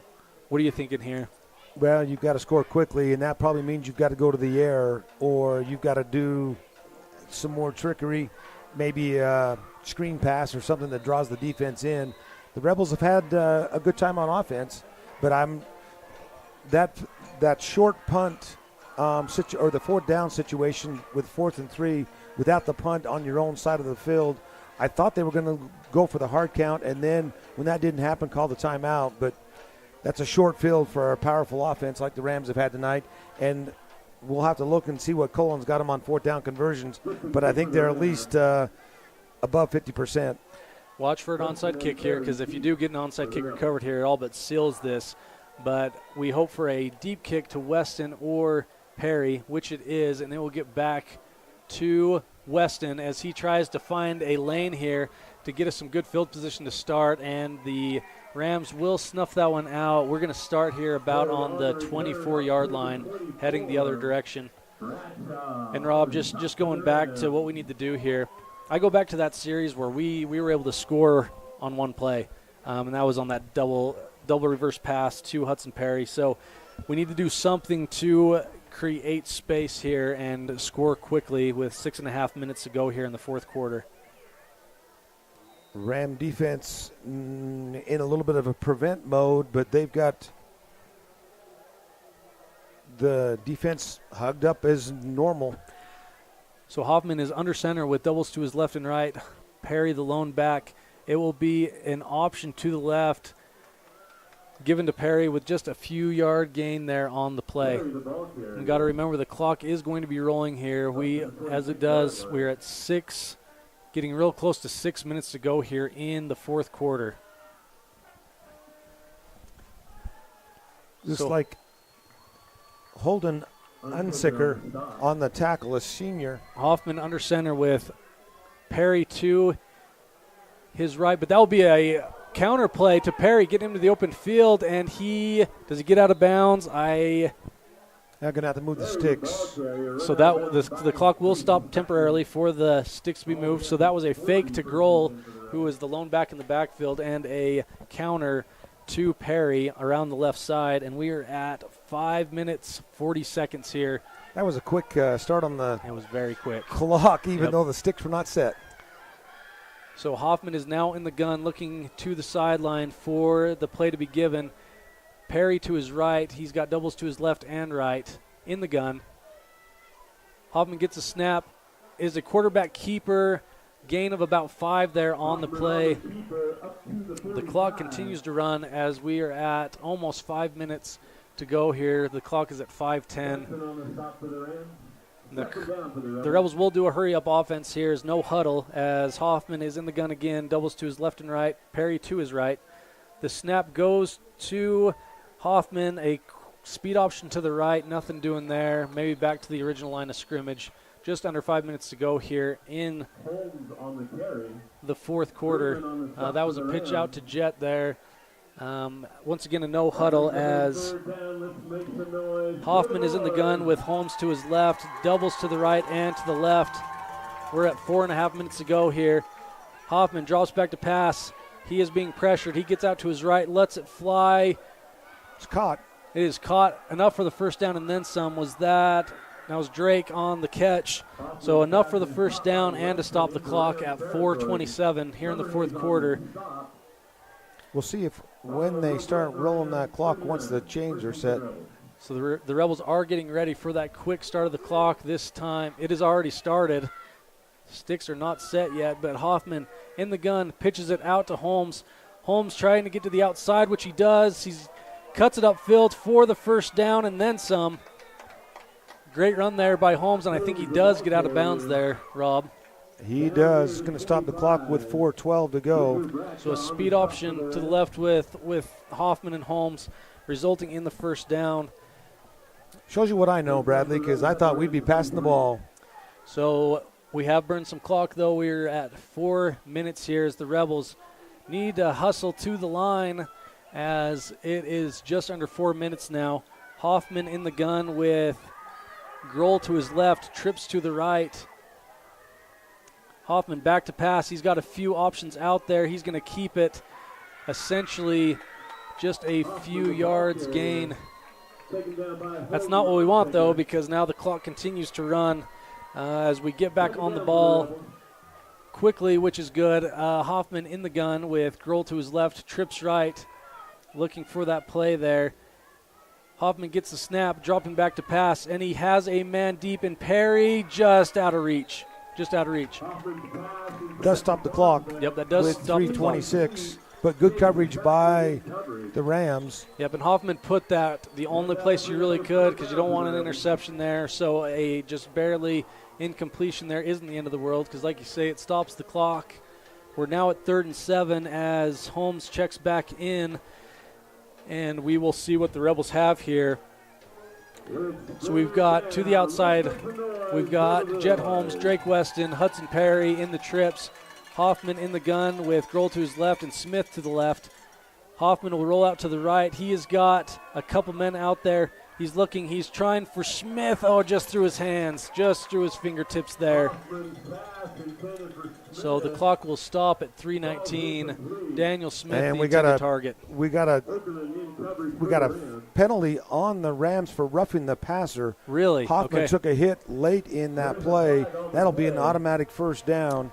Big call there because we are not under 3 minutes left. If the Rebels can hurry and score here, and then another tough decision for Coach Larson, but let's get the score as that is a roughing the passer play, roughing the passer call. Like you say, that'll give the Rebels a big first down here. Because that was fourth down. That was fourth down. No, that was third down. That was It was third gonna down. be- Okay. I was looking at the scoreboard, and they'd already changed that. So the Rebels go to the line here. Hoffman under center, doubles to his left and to his right. Grohl in the backfield. It will be an option to the left.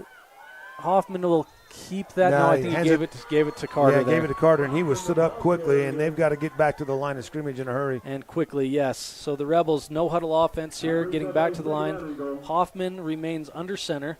Same formation, doubles to the right and left with Grohl in the backfield.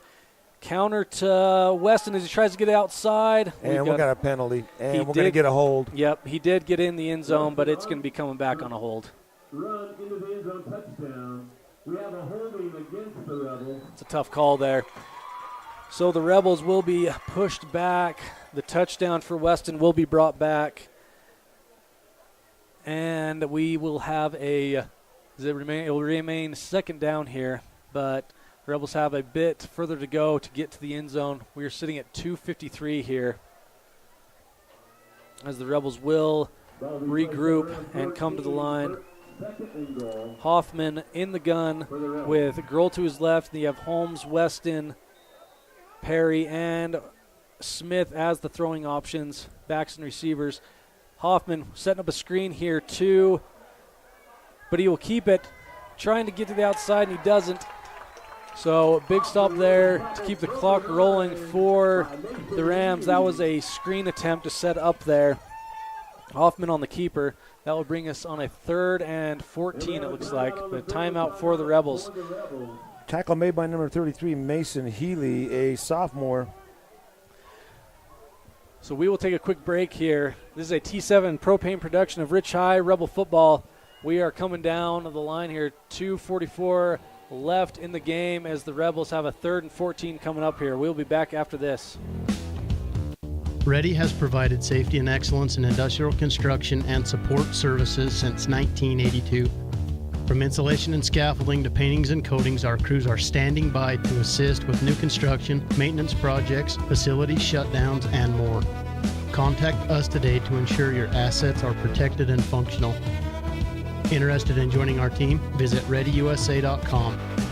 We are ready.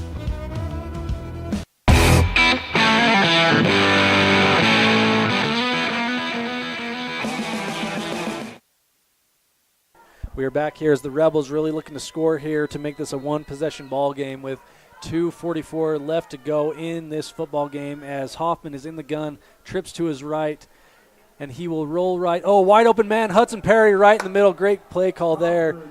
We will get a replay there. Keep your eye on the closest man to the right, which was Perry, wide open here. He's in that slot right.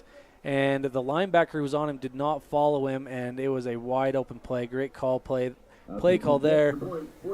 As we are back to the extra point, Dylan Fonsbeck looking to make this a 7-point game as the Rebels now find themselves at 27. And it's blocked. So the Rebels will remain at 27. So still one possession game, but we will need to have a 2-point conversion down the stretch if we can get the ball back, as it is 2 minutes and 40 seconds here in the fourth quarter. We're going to stay right here, Rob. So what do you do here? It's 2 minutes and 40 seconds. We've got, I think, 2 timeouts left to use. I don't think you have any choice. You got to onside it, right? You got to onside it, but you've watched as much football as I have, Bradley. There's about a dozen different ways you can go for the onside kick. Everything from the nice high pooch and get it to land right over the front line, or just the load everybody to the one side, or give it the shot out of the gun and see if you can hit a player and catch it on the ricochet. Yep, so for our viewers at home, the onside rules are it has to go 10 yards. Once it does, it's free game. It doesn't even have to hit a player after 10 yards. Now, if it hits a player and comes back across, so it's no longer has gone 10 yards, it's free game still. But you got to get it to go 10 yards here, and then you can recover. You don't want to recover before 10 yards. My guess is you've got some of the best hands on the Rams side of the ball because they know exactly what we're doing as well. And on the Rebels side, you have a lot of aggressive kids out there that they've brought in. You've got Jet Holmes, Carter Grohl, Carter Hoffman, Hudson Perry, Daniel Smith, and Drake Weston. And here is the attempt, and he does catch it there. So decent try there as Mason Healy, number 33, covers it up. Yep, good hands there by Healy because you would hope that would have been Butterfingers there, and then it's free game. So if you're the Rebels now, you cannot have them get a first down. You really need a 3-and-out here, 4-and-out if they were to go for it, but it's do-or-die time now for the Rebels. We knew this was going to be a shootout from the start, Bradley, and it's been everything it's been hyped up to be. And this has been a good game as the Rebels try to face somebody from a higher classification. Yep, the Rebels have done a great job tonight, as have the Rams. But regardless of the ending here, the Rebels traveled down here, battled their hearts out, and I sure hope that we get another shot to get in the end zone as we're at 2 minutes, 40 seconds. And Okerlund will go under center. Yep, going to call timeout. Timeout by the Rams. They're going to talk about it, as will the Rebels. But, yeah, Rob, it's been a great effort on both sides of the ball. Very entertaining game tonight as we're 35-27. High-scoring game. We find ourselves down by 8. I would love to get the ball back and score and have some real fireworks on a 2-point conversion. But a lot of things have to happen for us to get to that point. I would love for there to be a fumble, like that pitch over the head, something like that.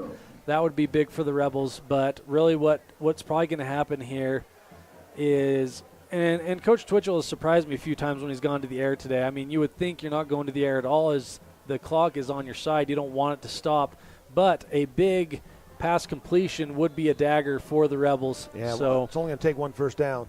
Yep, so as I say, we have to go 4-and-out here if you're the Rebels. Really make a stop here. Maybe 3-and-out. Maybe they'd punt it to pin us deep, but it's been a crazy game. We haven't seen a punt all day, Bradley. We haven't seen a punt all day. We need no punt true. now. We don't want to break that streak. So Okerlund under center, 1st and 10 Rebels needing a stop here. They will give it to Flinders on the outside, and he will have a big gain before being taken down by Leifson. Gain of about 6 on the play there, and he stays in bounds, which, you know, I'm sure that had to be part of the conversation that Coach Twitchell had with his Rams in that timeout, is stay in bounds, which they do here. So that clock will continue to run. So Coach Larson's going to have some time management here, use those 2 timeouts wisely, and if they get a first down here, it will be I think we're going to have a timeout either way here on this next play. We'll see, as it is 2nd and 4. Rebels need at least 2 more big stops here, as Okerlund is under center, taking his time, of course, to snap this ball. Split backfield. And it looks like he will hand it up the middle to Palmer, but not enough. We'll see if Coach takes a timeout, which he does. So that will stop the clock at 1:42. 3rd and short coming up here. So this is a huge play here, Rob, because if we stop them, we can use our other timeout, and then they punt, maybe, or they go for it. Either way, we could get the ball back quickly. If they convert here, we got to burn our other timeout, and then it's not a good situation. Yeah, we don't want to see the victory formation on the other side of the ball. So really, the game comes down to this play right here. 3rd and 4 coming up for the Rams. The Rebels have to get a stop here, have to get a stop on the following play, as I doubt, like you said, we're not going to see a punter tonight. So essentially we have two stops we need right here. I would be shocked if they don't go to the outside. That has been the success tonight. It seems like they can get around the outside. The 4th down conversion at the goal line when Okerlund scored from about 3 yards out, he had the option to throw. Jet Holmes was kind of caught in a catch-22. If he leaves his man, he's going to throw it. If he goes for the quarterback, or if he stays with him, quarterback's going to run it in. I agree with you completely. I think if you're Coach Twitchell, you go to that play-action rollout. Worst case scenario, you get tackled in bounds, but that's been a very successful play for him here.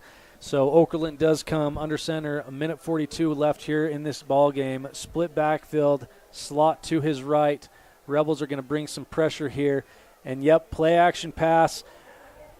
Dang it. So we blitzed our corner there, and we sent Jet Holmes on a blitz, which left a wide-open Ram on the outside, and that will bring a first down for the Rams. That one hurts, as we will have to burn a timeout here, as the clock will continue to tick, and then after that I assume Coach Twitchell can just kneel it out after that. Number 8. Peyton Gibson on that catch, and you're right. When you sent the house, he had plenty of time to get that to the outside. And I'm okay with that call. I mean, you got to be aggressive in that situation. I wish Jet could have gotten there. I didn't see the angle. He got rid of it pretty quickly because obviously he saw a guy wide open right away. So there will be the kneel down. We'll see if Coach Larson burns his last time out here. Doesn't look like he's going to, as the clock will tick down from a minute, as the Rams will get the win on senior night. It did not come easily, as the Rebels did give them everything they had, as the Rebels will take the loss here by just an 8-point margin, 1-possession game. Rob, you got to be proud of the Rebels here as they come down, much bigger school here, give everything they have on a senior night nonetheless.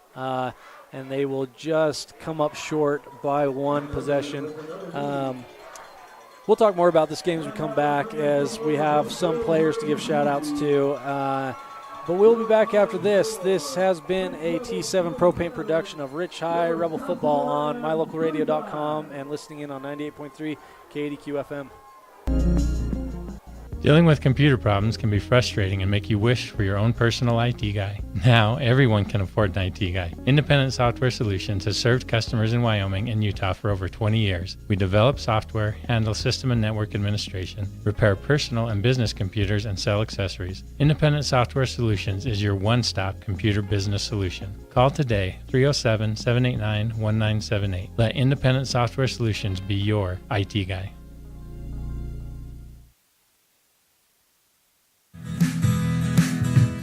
Fast, fresh, delicious. 3 words that describe your experience every time you enjoy a delicious meal with Jimmy John's. Utilizing the freshest ingredients, home-baked bread, and professional sandwich building skills, the team at Jimmy John's always delivers a mouth-watering sandwich to satisfy any hunger. Jimmy John's. Freaky fast, freaky fresh. Visit any of our locations today in Evanston, Rock Springs, Sheridan, and Gillette.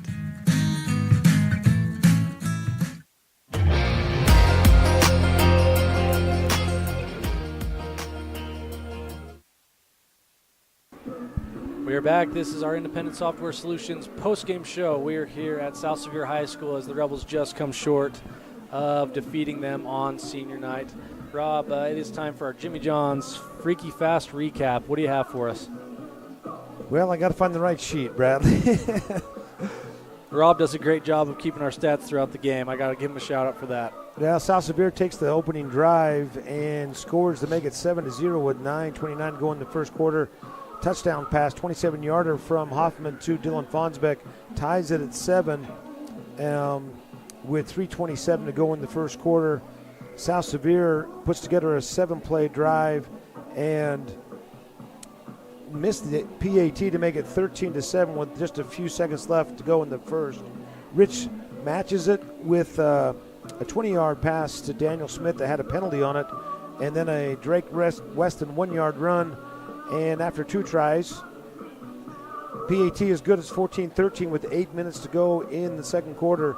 South Sevier puts together a long drive and scores to make it 19-14 with 3 minutes to go. And then probably the biggest play of the game, the interception that gave South Sevier the ball back to end the quarter.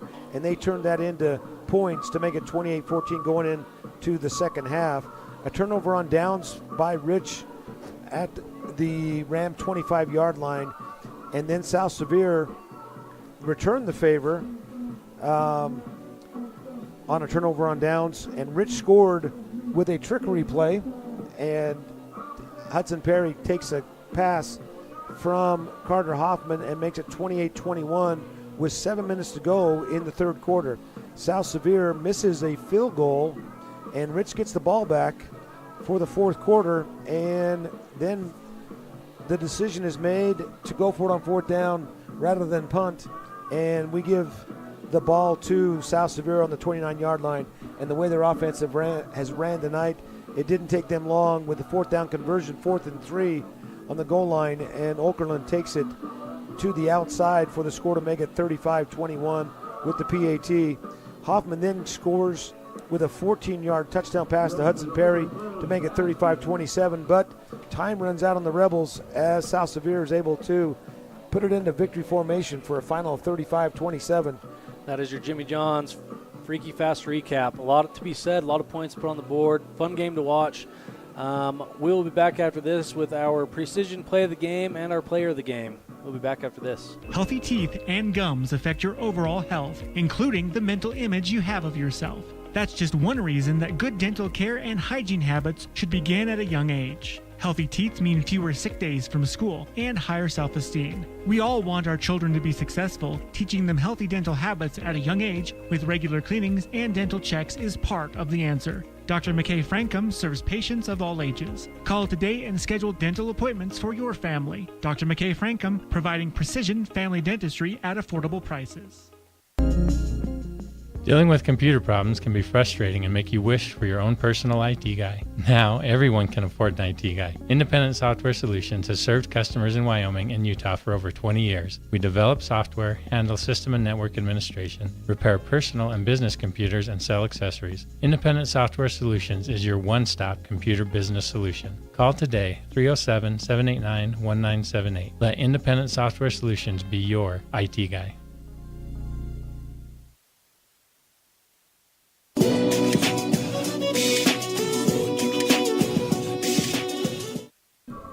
We are back here, and it is time for our D. McKay Frankum precision play of the game. Rob, there were some fun ones tonight, but what is one that stuck out to you tonight? Well, it'd be the one that pulls the Rebels within one score with 7 minutes to go in the third quarter as Carter Hoffman made a pitch to Hudson Perry, who then gave the ball to Drake Weston, who gives it back to Carter Hoffman, who makes the pass to Hudson for the touchdown. And that brought the score to 28-21. with plenty of time left in the ball game, and I thought that gave the Rebels the life they needed to keep fighting in that second half. Yep, that was a great drawn-up play in that situation, and it gave a lot of life to the Rebels. So that was a really great play, and it came off right. It was the first play of that series, and so the Rebels were able to strike quickly, which was needed in a game like that tonight. As far as our Crawford Trough player of the game, we're going to be a little bit unconventional here. We got to think about who made a huge impact tonight, and we talked about it, and you got to give props to Canyon Okerlund, the South Sevier quarterback. He was tough to contain tonight. He did a great job getting to the outside, whether it be with his legs or his arm. He was tough to contain tonight on his senior night. Yeah, he finished 12 carries for 59 yards and a touchdown, but none bigger than some of those the one fourth down conversion on the run. From the air, he was 13 of 19 for almost 200 yards and 2 touchdowns. And there were several times where he was in a pocket that was collapsing, and he did not hesitate to continue to put that ball up. But without any question, he was the difference maker on the Rams side of the ball. Absolutely. As we wrap up this Independent Software Solutions post-game show, we have a Woodruff Country Corner calendar update. Rob, so this weekend it is coming to a close, but tomorrow the Lady Rebels at the Richfield tournament will have Panguitch, and then I believe tournament play will start after that, so it is up in the air on who they will be playing after that Panguitch matchup, as that is part of the seeding process. You'll be taking a little short drive back home for a football game tomorrow for the middle school, Bradley. I am about to head home as the junior high football team will play Pinedale tomorrow morning at 11 a.m. in Laketown. And I do believe that junior high volleyball is in play today and tomorrow as well. So still a lot of action to happen. For those wanting to watch the volleyball game, we will not be there because of scheduling conflicts, but Coach Danelle Wasden does have a streaming channel. It's called, her channel is titled Danelle Wasden, and you'll be able to watch the stream of the games, the matches tomorrow. It won't be commentated on, but you'll be able to see what's going on at that Richfield tournament. So, and since this will be before our next broadcast, Bradley, next week on Tuesday, Region Cross Country for the girls and the boys at 11 o'clock in Manila. And then the JV football team will have a game against Utah Military Academy in Eagle Mountain on Thursday. And then Friday, the next time we'll be on the air, will be a doubleheader. You will get a football game with Big Piney, and that will be the Rebels senior night at 4 p.m. for a kickoff.